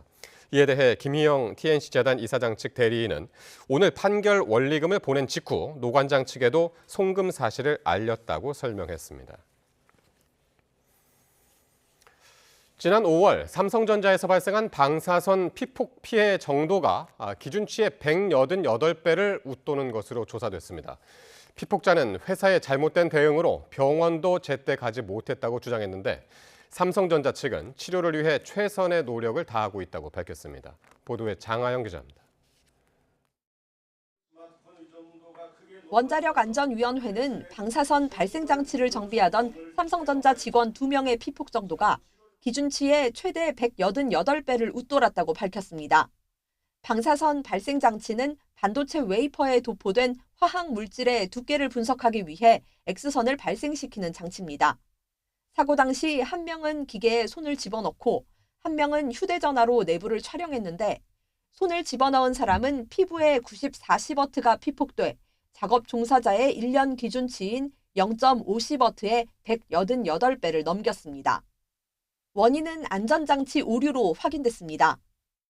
장비 정비를 위해 방사선 차폐체의 개방 시에 안전장치인 인터락이 작동해야 하나 이 안전장치의 오류로 방사선 방출에 노출된 사건입니다. 피폭 피해를 입은 직원은 해당 장비가 이미 많이 노후해 작업자들이 정비를 꺼려왔다고 말했습니다. 사고 직후 삼성전자의 대응도 문제 삼았습니다. 피폭 검사가 불가능한 병원으로 안내하더니 구급차가 관내를 벗어나지 못한다며 다음 날 병원에 가면 어떠냐고 하는 등 무성의한 대응으로 진료가 지체됐다는 겁니다. 여기를 왜 왔냐고 그러는 거예요. 아주대에서. 여기는 방사선 피폭돼서 볼 수 있는 전문 인력이 없다. 가는 길에 저희가 막 진료도 알아보고 막 이렇게 했었거든요. 그러니까 계속 의심을 하더라고요. 진짜 피폭된 거 맞아요? 근데 왜 개인이 전화를 이렇게 물어보는 거예요? 삼성전자면 방사선 안전 담당자가 있을 텐데. 삼성전자 관계자는 피해자 치료 회복에 최선의 노력을 기울이고 있다고 밝혔습니다.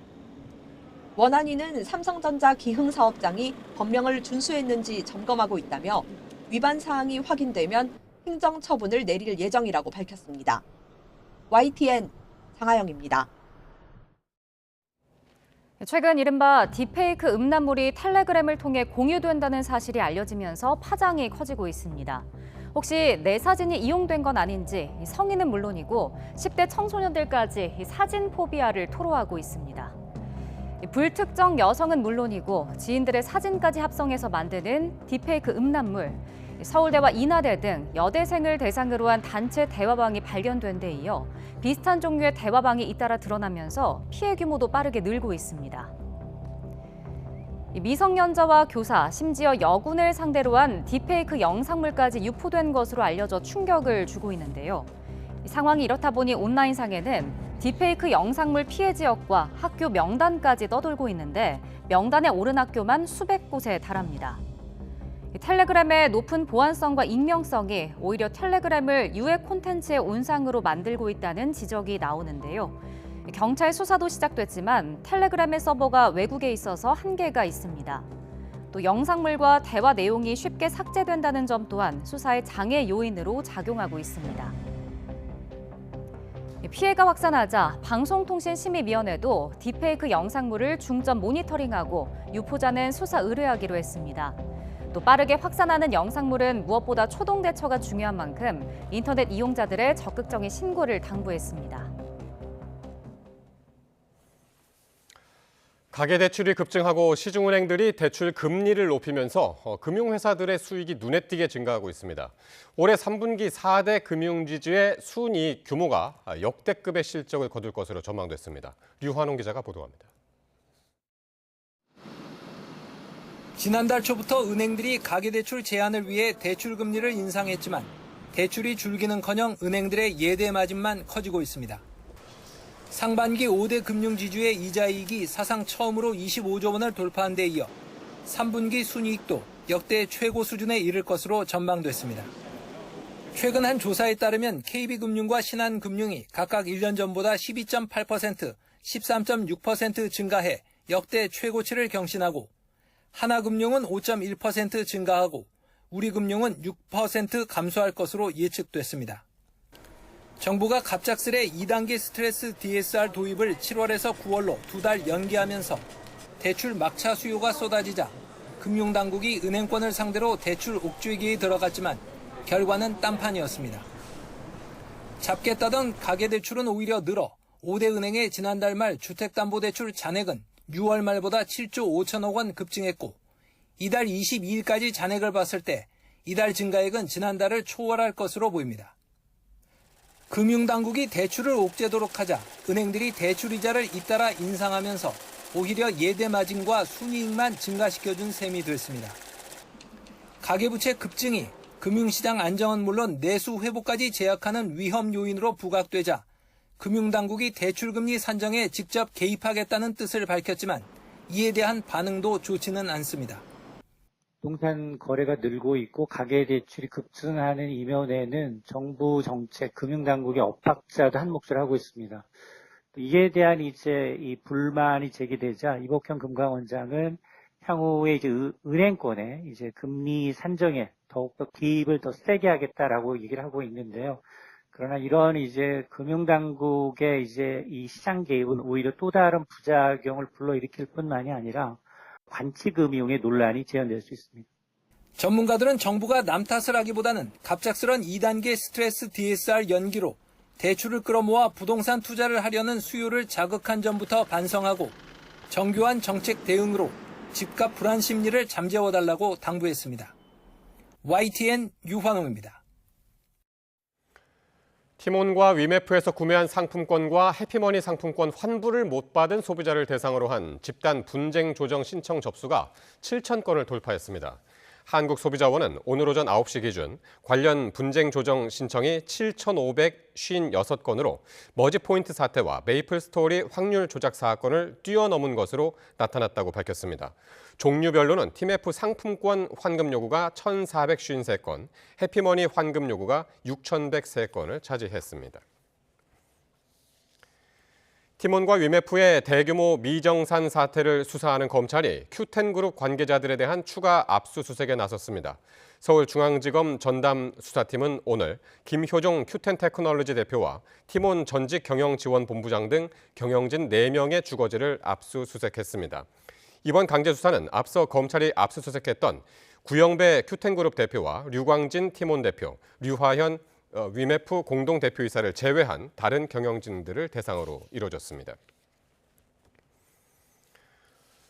음주 사망 사고를 낸 포르쉐 운전자가 경찰의 부실한 초동 대처를 틈타 술타기를 했다는 소식 얼마 전 전해드렸었는데요. 오늘 재판이 열렸는데 이 가해 운전자의 황당한 말과 행동이 추가로 드러났습니다. 김민성 기자입니다. 밤늦은 시각 도로 위를 맹렬히 달리는 포르쉐 차량의 블랙박스 영상입니다. 노면에 적힌 제한속도 숫자 50이 순식간에 스쳐 지나갑니다. 당시 최대 속력은 시속 159km. 죽음의 질주 끝에 난 사고로 10대 1명이 숨지고 다른 1명이 몇 달째 의식불명인 상태. 재판에선 사고 직후 가해자의 행적이 낱낱이 공개됐습니다.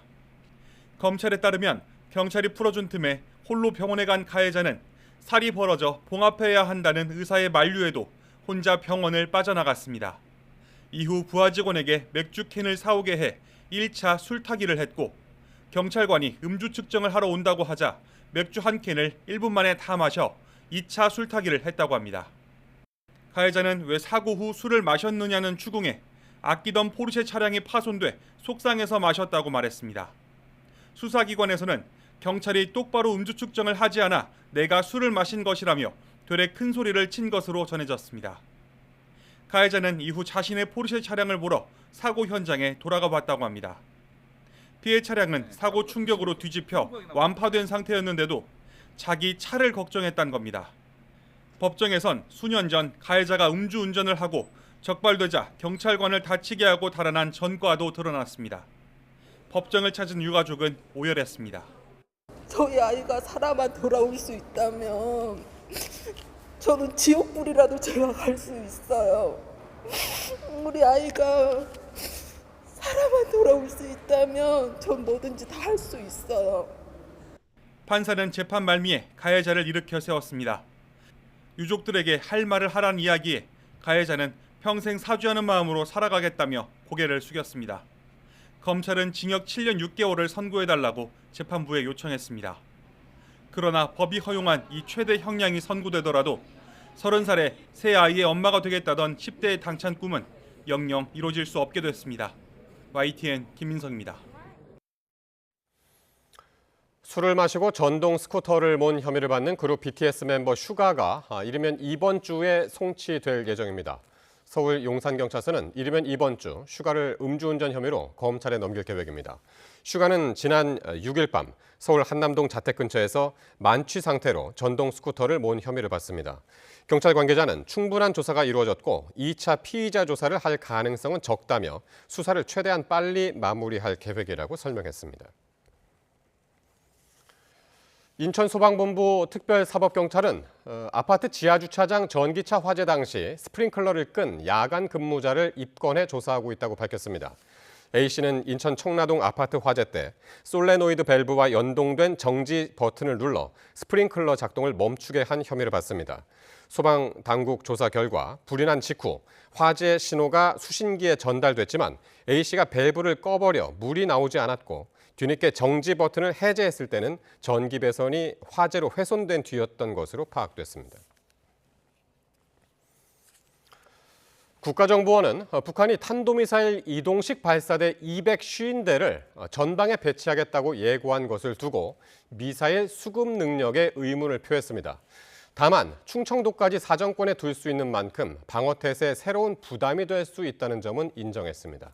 임성재 기자의 보도입니다. 국회 정보위원회 비공개 회의에선 이달 초 북한이 전방 배치를 공언한 탄도미사일 이동식 발사대 250대의 질의가 집중됐습니다. 일단 국가정보원은 북한이 그 정도 발사대를 갖추고 있다고 보더라도 실제 운용할 미사일을 수급하는 건 다른 문제라고 분석했습니다. 러시아와의 군사적인 협력을 통해서 러시아로 무기를 지원해 주는데 미사일이나 무기 생산 체제를 가동하고 있기 때문에 그 정도 조달을 하기로는 어렵지 않느냐라는 의문을 가지고 있다. 다만 방어태세에 새로운 부담이 될 거란 점은 부인하지 않았습니다. 발사대에 실린 신형 미사일 사거리가 110km 안팎에 달하는 것으로 알려진 만큼 위협이 현실화할 경우 충청도까지 사정권 안에 들 수 있다는 설명입니다. 운반수단이 머지않아 전방에 배치돼서 전략화될 가능성에 대해서 우려하고 있습니다. 과연 우리가 어떠한 방어 태세를 갖춰야 하는지에 대한 새로운 부담이 생겼다라고 하는 점을 인정하였습니다. 북한 스스로 수재민 15,400여 명을 평양으로 이동시켰다고 밝힌 압록강 주변 홍수 피해와 관련해선 의회의 분석도 공개됐습니다. 북한 매체가 평안북도를 중심으로 김정은 국무위원장의 공개 활동을 부각한 것과 달리 최대 피해 지역은 자강도란 겁니다. 체제 관리 차원에서 김 위원장의 동선을 의도적으로 노출하면서도 군사시설이 밀집한 자강도 노출은 꺼렸다는 게 국정원의 분석입니다. 전체 회의에선 또 국정원을 둘러싼 각종 현안을 두고 질의와 답변이 오갔습니다. 국정원은 최고위급 간부가 대북 특수공작금을 횡령했다는 일부 보도엔 횡령과 유용은 없었다고 공식 부인했습니다. 조선일보 논설위원과 국정원 직원이 여성 기자 사진을 공유하며 성희롱성 카카오톡 대화를 나눴다는 의혹엔 필요한 조사를 하고 있다고 밝혔습니다. YTN 임성재입니다. 북한이 적 목표물을 향해 돌진해 자폭하는 무인 공격기 성능 시험 모습을 공개했습니다. 김정은 국무위원장은 하루빨리 일선에 배치하라고 독려했습니다. 이종원 기자입니다. K2 전차 모형의 무의 표적기로 하강하는 무인기. 곧바로 섬광을 일으키며 전차가 폭발합니다. 북한 조선중앙통신이 공개한 자폭형 무인 공격기 2종의 성능 시험 모습입니다. 통신은 지상과 해상에서 적 공격에 사명을 가진 무인기라며 모두 지정된 표적을 정확히 식별하고 타격했다고 주장했습니다. 성능 시험을 현지 지도한 김정은 국무위원장은 하루빨리 일선 무대에 배치하고 자폭형 무인기들을 더 많이 개발 생산해야 한다고 주문했습니다. 기술을 적극 도입하는 방향으로 나아가야 한다고 하시면서 하루빨리 인민군 부대들에 장비시켜야 한다고 강조하셨습니다. 북한은 지난해 전승절 행사를 계기로 열린 국방박람회에서도 무인기 실물을 공개했습니다. 김 위원장이 러시아 국방장관과 함께 현장을 둘러보기도 했는데 당시 모델은 단순 정찰기와 공격기로 자폭형 실물 공개는 이번이 처음입니다. 전문가들은 북한이 새로 공개한 무인 공격기 가운데 한 기종이 구조와 크기 면에서 러시아산과 유사한 점을 근거로 북러 간 협력 가능성도 있는 것으로 분석합니다. 한미 연합훈련에 대응하기 위한 심리전으로 볼 수도 있지만 러시아의 우크라이나 전쟁에 투입되는 자폭 드론의 대량 공급 체계를 노리고 있다는 분석입니다. 한미 정보 당국은 북한군의 다양한 군사 활동은 물론 무인기를 포함한 무기 개발 동향에 대해서 지속 추적 감시하고 있습니다. 북한은 지난 2022년 12월 우리 영공으로 무인기 5대를 날려보내는 도발을 감행하기도 했는데 5시간 넘게 휘젓고 다니는 동안 격추된 건 없었습니다. 군은 이에 따라 최근에 공개한 레이저 대공 무기를 올해 안으로 군에 배치한 뒤 레이저 출력을 높여 더 큰 무인기를 격파하는 수단도 도입해 나갈 방침입니다. YTN 이종원입니다. 중동 확전 우려 속에 이집트 카이로에서 열린 가자지구 휴전 협상이 아무 성과 없이 끝났습니다. 한쪽으로는 휴전 협상에 나서고 헤즈볼라와 교전까지 벌이면서도 이스라엘은 가자 공격을 멈추지 않고 있습니다. 보도에 권영희 기자입니다. 미국과 이집트, 카타르 등 중재국은 휴전 뒤에도 필라델피 통로에 이스라엘군이 주둔하는 문제에 대해 몇 가지 대안을 제시했습니다. 6개월간 다국적 군을 주둔시키거나 이스라엘군 주둔 장소와 규모를 줄이는 방안 등이 거론된 것으로 알려졌습니다.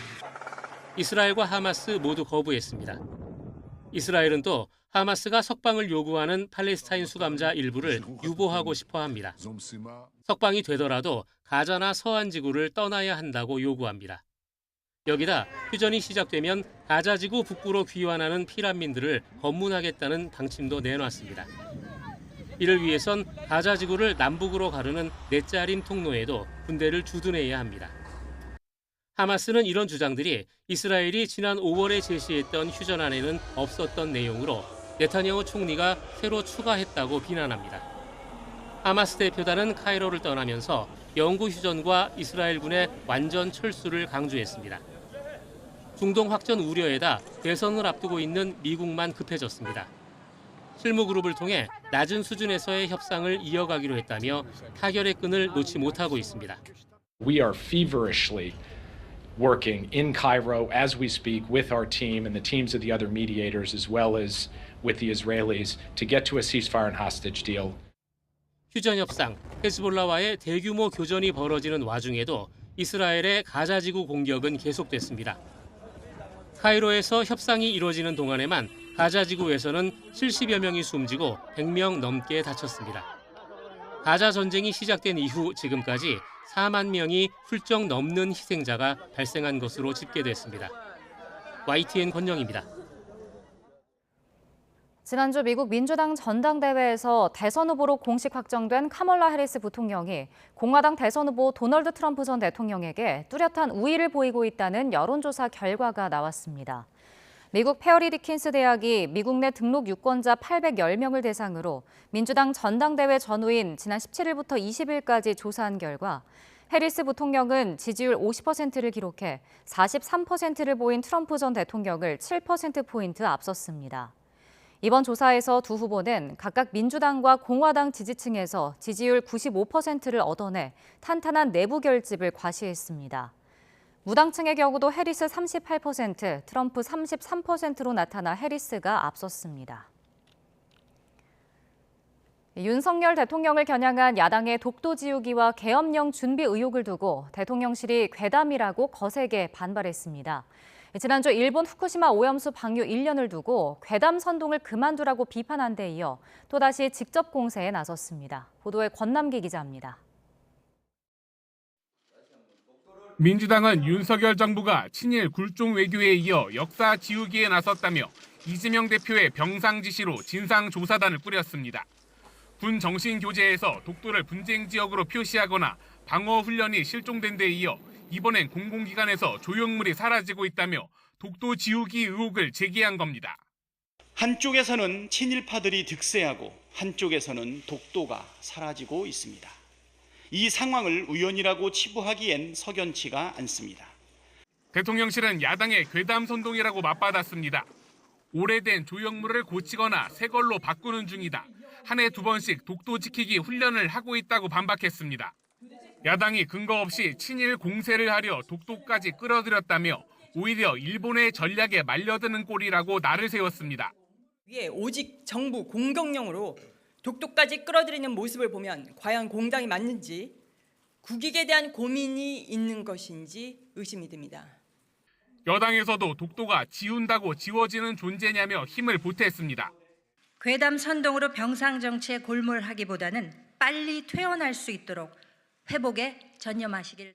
대통령실은 한 발 더 나가 야권에서 제기하는 윤석열 대통령 계엄령 준비설도 문제 삼았습니다.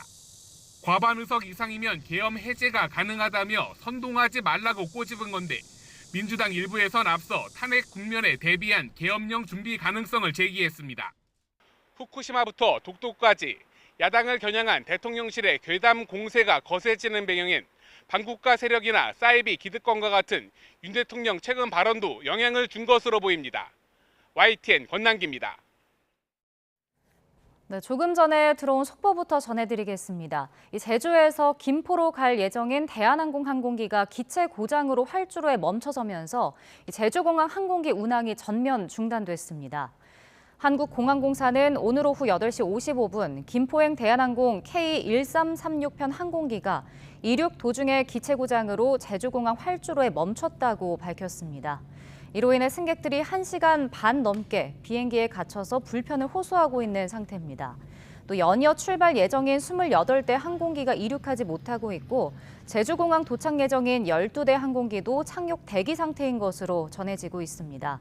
제주공항 관계자는 현재 항공기 고장 원인을 파악하고 수리하고 있다면서 현재 항공기 운항이 전면 중단된 상태라고 설명했는데요. 추가 소식 들어온 대로 다시 한번 정리해서 전해드리겠습니다.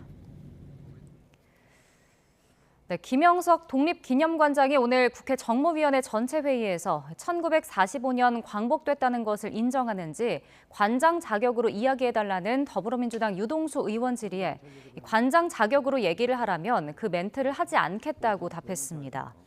유 의원이 예스도 아니고 노도 아니란 말이냐고 묻자 김 관장은 그렇다면서 이같이 말했습니다. 더불어민주당 강득구 의원이 정부 여당이 오는 10월 1일 국군의 날을 임시 공휴일로 지정하려는 건 역사의식의 부재라고 비판했습니다.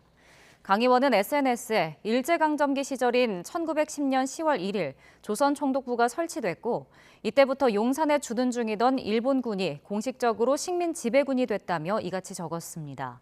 또 한국 전쟁 중 38선을 최초 돌파한 날을 기념해 만든 국군의 날이 국군 역사와 정체성을 담을 수 있는지 의문이라며 이번 기회에 국군의 날을 다시 지정하는 것도 고려해야 한다고 주장했습니다. 국민의힘은 민주당 강득구 의원의 주장에 황당해서 말문이 막힐 지경이라고 맞받았습니다. 곽규택 수석 대변인은 논평에서 국군의 날까지 정치적으로 악용해보겠다는 민주당의 저열한 민낯을 그대로 보여주는 것이라며 이같이 비판했습니다. 이어 국군 장병들의 희생과 헌신에 감사의 뜻을 표하고 애국심 고취를 위한 결정마저도 친일 딱지를 붙여가며 궤변만 늘어놓는 것이냐며 선동 정치에 열을 올릴 에너지가 있다면 민생에 쏟기를 촉구한다고 지적했습니다. 국민의힘 한동훈 대표가 여야 대표회담을 전체 공개하는 기존 생중계 입장을 거듭 밝혔지만 전제 조건은 아니라며 여지를 뒀습니다. 민주당은 한 대표가 야당이 제시한 기한까지 한동훈표 특검법을 내놓지 않았다면서 특검법 수용을 외쳤던 때와 말이 달라졌다고 압박했습니다. 보도에 이준엽 기자입니다. 국민의힘 한동훈 대표는 여야 대표회담 생중계를 전제 조건으로 고집하진 않겠다며 빠른 회담 성사를 우선시하겠다고 밝혔습니다.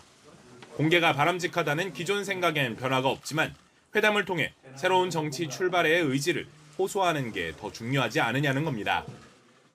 우리 국민의힘은 그 회담의 전제 조건으로 고집하지는 않겠다는 말씀을 드립니다. 중요한 건 빠른 시일 내에 회담을 하는 것이라고 생각합니다. 여당이 형식에만 얽매인다며 비판하던 민주당은 우선 실무 협상까지 지켜보겠다는 반응을 보였습니다.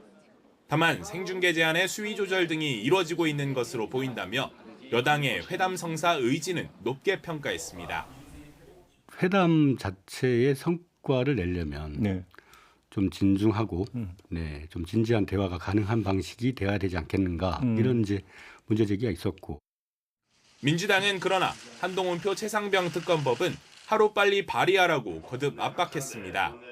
앞서 민주당이 발의 시한으로 제시한 날까지 한 대표가 응하지 않았다며 지난 전당대회 출마 선언 당시엔 허언을 한 거냐고 날을 세웠습니다. 당대표로 취임한 지 한 달이 넘었는데 시간이 부족했다거나 10명의 국회의원을 구하지 못해서 법안 발의를 못했다는 변명은 통하지 않습니다. 이에 한 대표는 여권 분열을 위한 포석으로 보고 공수처 수사를 비롯한 여러 가지 변수가 생긴 만큼 야당 압박을 따라가지 않겠다고 선을 그었습니다. 그런가 하면 여당은 코로나19로 이재명 대표 재판이 줄줄이 연기된 것을 두고 오는 10월까지 선거법 위반 사건 선고는 내려져야 한다며 역공을 펼쳤습니다. 무죄가 확실하다고 말씀하고 계시지 않습니까? 그러면 무죄가 확실한 재판 빨리 진행하는 것이 오히려 이재명 대표님께도 좋은 일이라고 생각을 합니다. 대표회담을 위한 여야 실무 접촉은 계속되고 있지만 의제 조율은 난항을 겪는 것으로 전해졌습니다. 여기에 한동훈 대표와 여당 지도부는 오는 30일 윤석열 대통령과 만찬을 진행하는 것으로 전해졌습니다. 여야 대표회담은 그 이후에 열릴 것으로 예상되는데 의제 협상 등 또 다른 변수로 떠오를 전망입니다. YTN 이준엽입니다. 여야가 국회 정무위원회 전체 회의에서 국민권익위원회 고위 간부 사망 사건을 놓고 서로 상대당의 책임이 있다며 공방을 벌였습니다. 여당 의원들은 야권에서 연이은 탄핵안 발의와 청문회로 부처 공직자와 실무자들을 괴롭혔고 특히 김건희 여사 명품 가방 논란에 수십 차례 자료 요구를 했다며 일종의 폭력이라고 지적했습니다.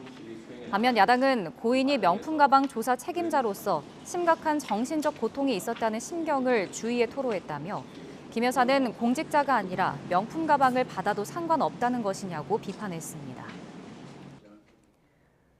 방송통신위원회가 방통위원 2명의 의결로 MBC 대주주인 방송문화진흥회 새 이사들을 임명한 것에 대해 법원이 제동을 걸면서 공영방송 이사진 재편을 마무리하려던 방통위 계획의 차질이 불가피해졌습니다. 방통위는 항고 방침을 밝힌 가운데 이번 결정은 이진숙 방통위원장의 탄핵 심판에도 영향을 줄 전망입니다. 보도에 김태민 기자입니다. 법원이 방문진 이사 임명에 제동을 걸자 방송통신위원회는 즉시 항고 방침을 밝혔습니다. 공영방송 이사 선임은 법과 절차에 따라 정당하게 이루어졌다며 본안 소송에서 적극 소명하겠다고 강조했습니다. 본안에 대한 부분은 아직 판단이 이루어지지 않았고 집행정지에 대한 부분이라서 인용이 될 경우에는 저희들이 항고 절차 등을 취할 준비는 하고 있었습니다. 하지만 여권 우위 구도로 공영방송 이사진 재편을 마무리하려는 계획에는 차질이 불가피해졌습니다. 1심 결과가 나올 때까지 기존 방문진 이사진이 그대로 유지되는 만큼 MBC 경영진 교체에도 상당한 시간이 걸릴 전망입니다. 방문진 이사회로서 MBC를 관리 감독하는 업무를 정상적으로 과거와 다름없이 진행할 예정입니다. 방통위 2인 체제 의결의 정당성을 더 따져봐야 한다는 법원의 판단도 부담입니다. 다음 달부터 시작되는 이진숙 방통위원장 탄핵 심판의 핵심 쟁점 가운데 하나인 만큼 어떤 식으로든 영향이 미칠 수밖에 없습니다. 공영방송 이사 선임이 탄핵의 사유가 된다고는 생각지 않습니다. 법과 원칙과 정해진 절차에 따라서 선임을 했습니다. 여기에 국회목 방통위원 추천과 임명, 연말 MBC 제어가 등 굵직한 사안들이 줄줄이 남아있어 방통위의 셈법은 한층 더 복잡해질 전망입니다. YTN 김태민입니다. 일본에서 기습폭우로 지하철역과 도로 등의 침수 피해가 잇따랐는데 이번엔 태풍 10호 산산이 일본 열도를 관통할 수 있다는 전망이 나옵니다. 이 트럭을 쓰러뜨릴 정도의 강풍과 함께 하루 최대 400mm의 기록적인 비를 퍼부을 것으로 보여 일본 정부도 주의를 촉구하고 나섰습니다. 도쿄에서 김세호 특파원이 보도합니다. 지하철역 안을 오가는 계단으로 빗물이 폭포수처럼 쏟아져 들어갑니다. 지하철 개찰구 주변은 물바다로 변했습니다. 맨홀을 통해 물이 분수처럼 치솟으며 맨홀 뚜껑까지 날려버립니다.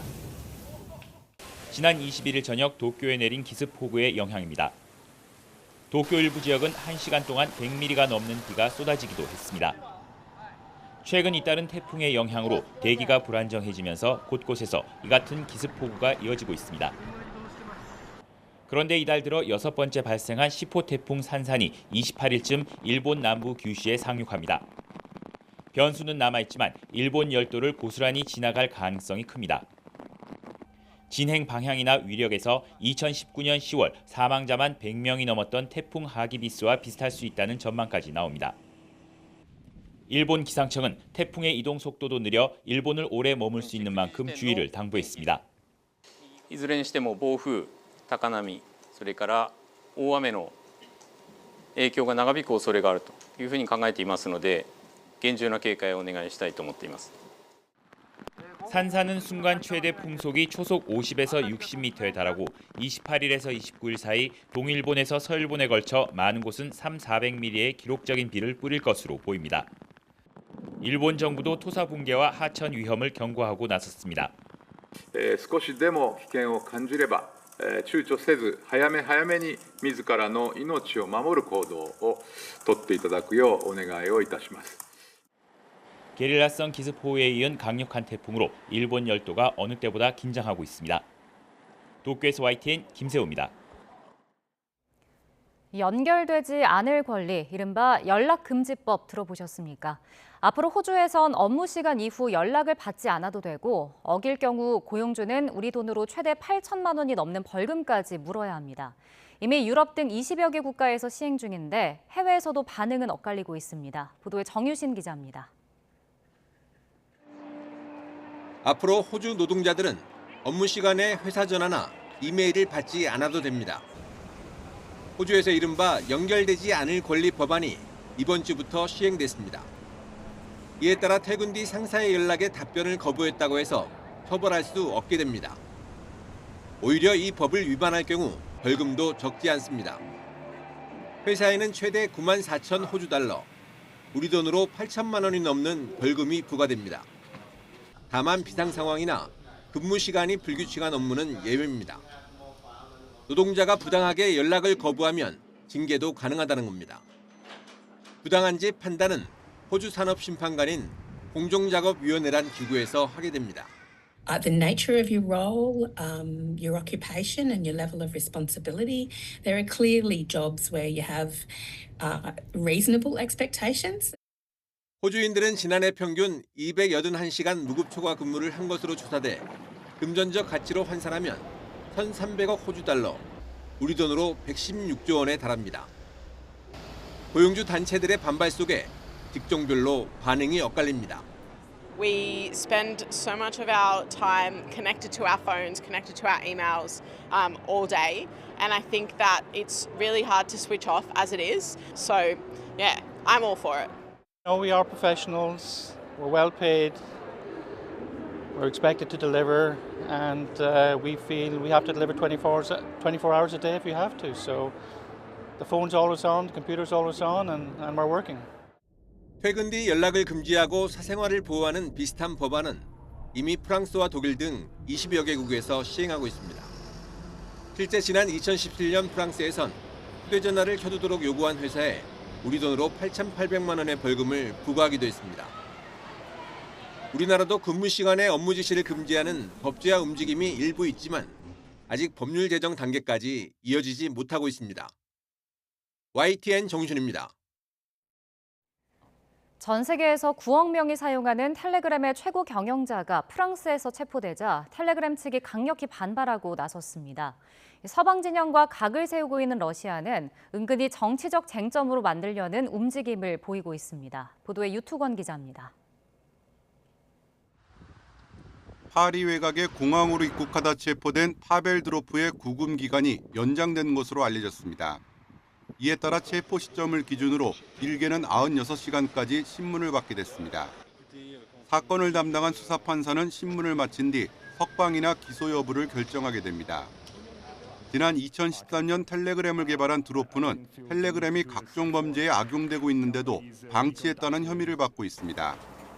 상업성을 배제하고 철저한 보안을 제공하는 텔레그램의 정책은 빛과 그늘을 만들었습니다. 전 세계에서 9억 명이 사용하는 플랫폼으로 성장했지만 동시에 조직범죄나 마약 밀매, 테러의 온상이 되기도 했습니다. 텔레그램은 공식 성명을 내고 프랑스의 조치에 강력하게 반발했습니다. 플랫폼의 소유주에게 사용자가 악용한 책임을 묻는 건 터무니없는 일이라고 주장했습니다. 소셜미디어 X를 소유한 일론 머스크도 드로프의 석방을 촉구했고 러시아로 망명한 에드워드 스노든은 기본적 인권에 대한 공격이라고 비판했습니다. 러시아는 파리 주재 영사의 접근을 요구했지만 프랑스 당국은 드로프의 프랑스 국적을 근거로 거부했습니다. 러시아 내에선 직접적인 비난도 나오고 있습니다. Elon Musk is free, Mark Zuckerberg is free, but Pavel Durov is now in prison. Why? Because he's Russian. 하지만 드로프는 러시아 정부의 검열을 피해 텔레그램의 본사를 두바이로 옮겼고 이후에도 여러 차례 심각한 마찰을 빚었습니다. YTN 유튜건입니다. 올해 10월 수교 75주년을 맞는 북한과 중국의 이상기류가 국제기구에서도 노출됐습니다.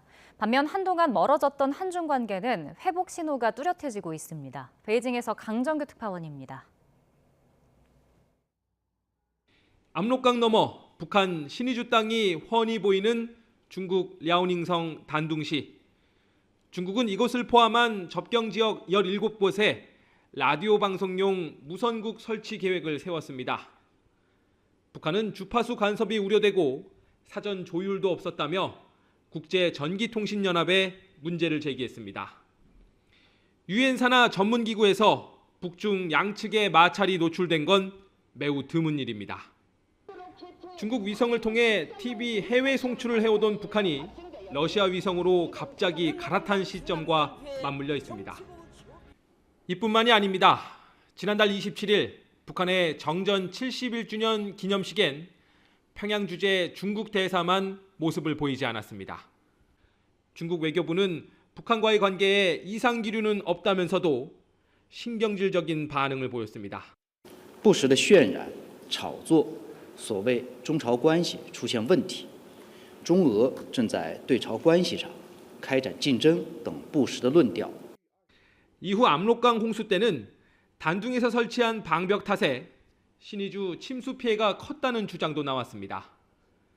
중국 대사가 수해 지역을 찾아가 구호 지원 의향을 밝혔지만 북한은 아무런 반응을 보이지 않았습니다. 북러 밀착 속에 올해 상반기 중국의 대북 쌀 수출은 지난해 10분의 1로 줄어들었습니다.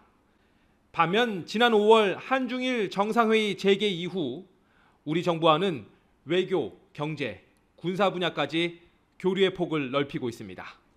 中方认同韩方一道，落实好两国领导人的重要共识，推动中韩关系持续健康稳定的向前发展。 수교 32주년을 맞아 뚜렷해진 한중 관계 회복 신호는 올해 10월 수교 75주년을 맞는 북한에 대한 우회적 불만 표시로 읽히기도 합니다. 베이징에서 YTN 강정규입니다.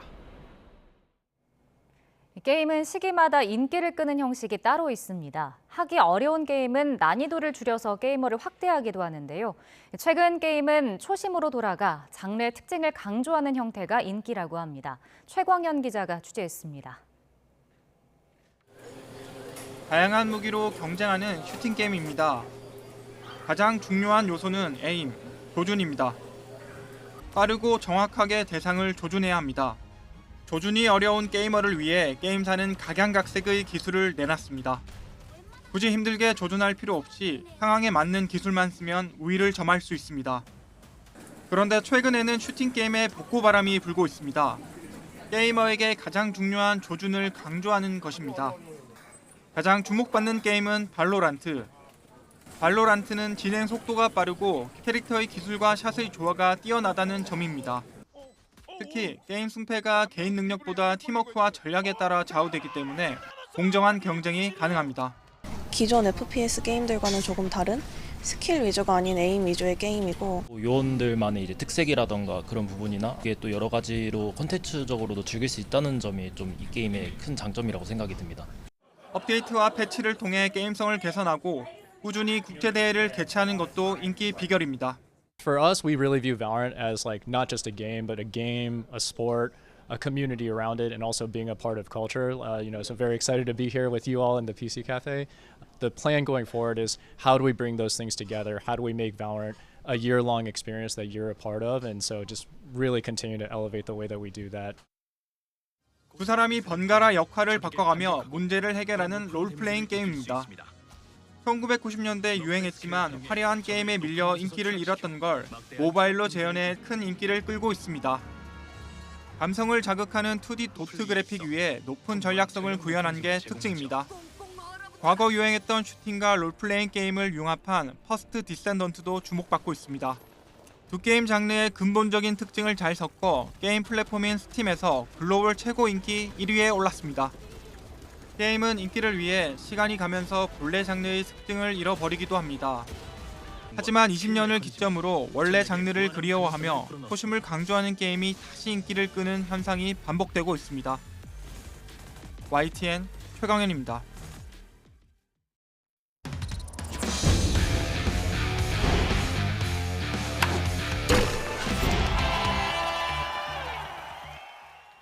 네, 10년 만에 축구대표팀 지휘봉을 잡은 홍명보 감독이 첫 소집 명단을 발표했습니다. 대표팀의 주축을 이루는 해외파 선수들이 모두 포함됐고 K리그 돌풍의 주인공 18살 양민혁도 발탁됐습니다. 보도에 김영수 기자입니다. K리그를 대표하는 영건이자 예비 프리미어리거 양민혁이 태극마크를 달았습니다. 18살, 132일 만에 A대표팀에 승선했는데 대표팀 주장 손흥민보다도 20일 빠릅니다. 지금은 그 선수한테 기회를 주는 게 전 맞다라고 생각이 들고요. 하지만 그 이후에 어떤 기회는 앞으로의 이제 양민혁 선수의 전 역할이라고 생각하고 있습니다. 강원FC 돌풍의 주역 가운데 하나인 황문기와 2004년생 최우진, 2002년생 이한범도 처음으로 대표팀 유니폼을 입게 됐습니다. 고질적인 측면 수비 자원 부족과 장기적인 대표팀 운영에 대한 고민까지 담겼습니다. 이 선수들이 언제든지 대표팀에 들어와가지고 편안하게 경기에 나갈 수 있는 그런 분위기를 만들어주는 환경을 만들어주는 건 굉장히 중요하다라고 생각해서 손흥민을 포함해 황희찬과 이강인, 황인범과 김민재까지 유럽파 선수들은 대부분 변함없이 대표팀의 부름을 받았습니다. 홍명보 감독과 울산에서 한솥밥을 먹었던 주민규와 김영권, 조현우도 소집 명단에 포함됐습니다. 10년 만에 다시 대표팀을 꾸린 홍 감독은 안정과 변화에 초점을 맞췄다고 설명했습니다. 안정적인 팀 운영과 또 약간의 변화가 이번 선수 선발에 있어서 가장 중점을 둔 상황입니다. 대표팀은 다음 달 2일 처음 소집돼 팔레스타인, 오만과의 월드컵 3차 예선을 위한 담금질에 들어갑니다. 감독 선임 절차를 따지겠다며 정치권까지 나서 어수선한 가운데 홍명보가 보여줄 경기력에 따라 여론의 향방도 갈릴 것으로 보입니다. YTN 김영수입니다. 프로야구 한화가 푸른색 유니폼을 입은 뒤부터는 8할이 넘는 경이적인 승률을 보이며 가을 야구 태풍의 눈으로 떠올랐습니다. 이번 주 롯데와의 3연전이 5강 싸움의 분수령이 될 전망입니다. 보도에 양시창 기자입니다. 투아웃 1, 2루 위기에 몰린 류현진이 두산의 대타 양의지를 헛스윙 삼진으로 돌려세우자 관중들의 함성이 터져나옵니다.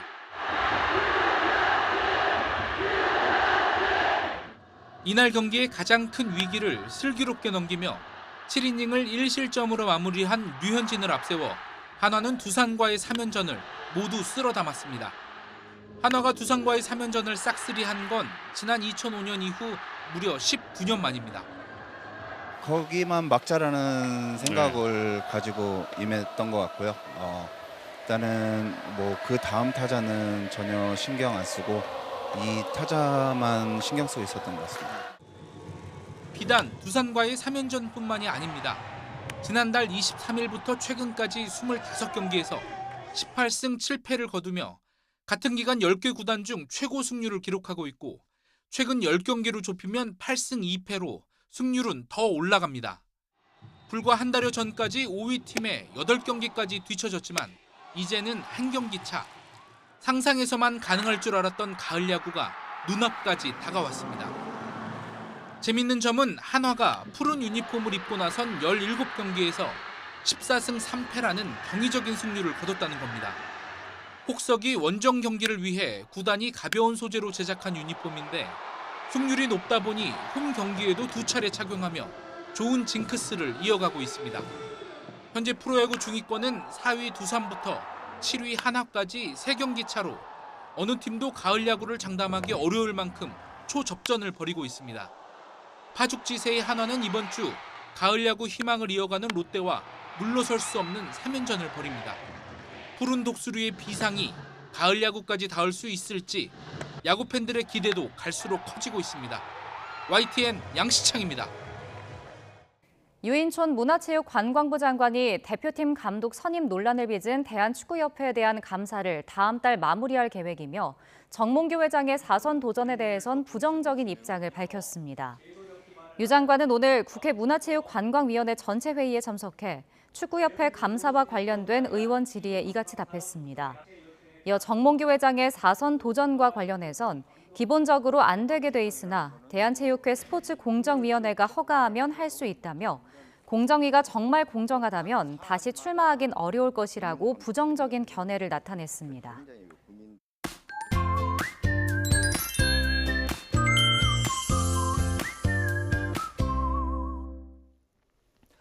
또다시 코로나 환자가 증가하고 있습니다.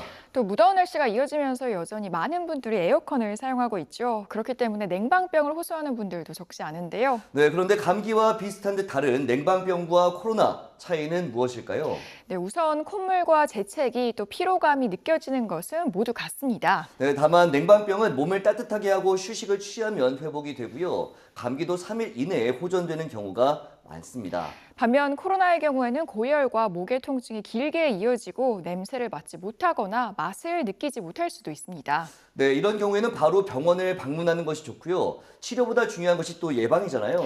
네, 그렇죠. 요즘처럼 코로나 환자가 증가할 때는 보건용 마스크를 착용하고 틈틈이 또 깨끗이 손을 씻는 게 중요합니다. 그리고 오염된 손으로 얼굴을 만질 경우에도 코로나에 감염될 수 있습니다. 평소 눈이나 코, 입을 만지지 않도록 노력하는 것이 필요하겠습니다.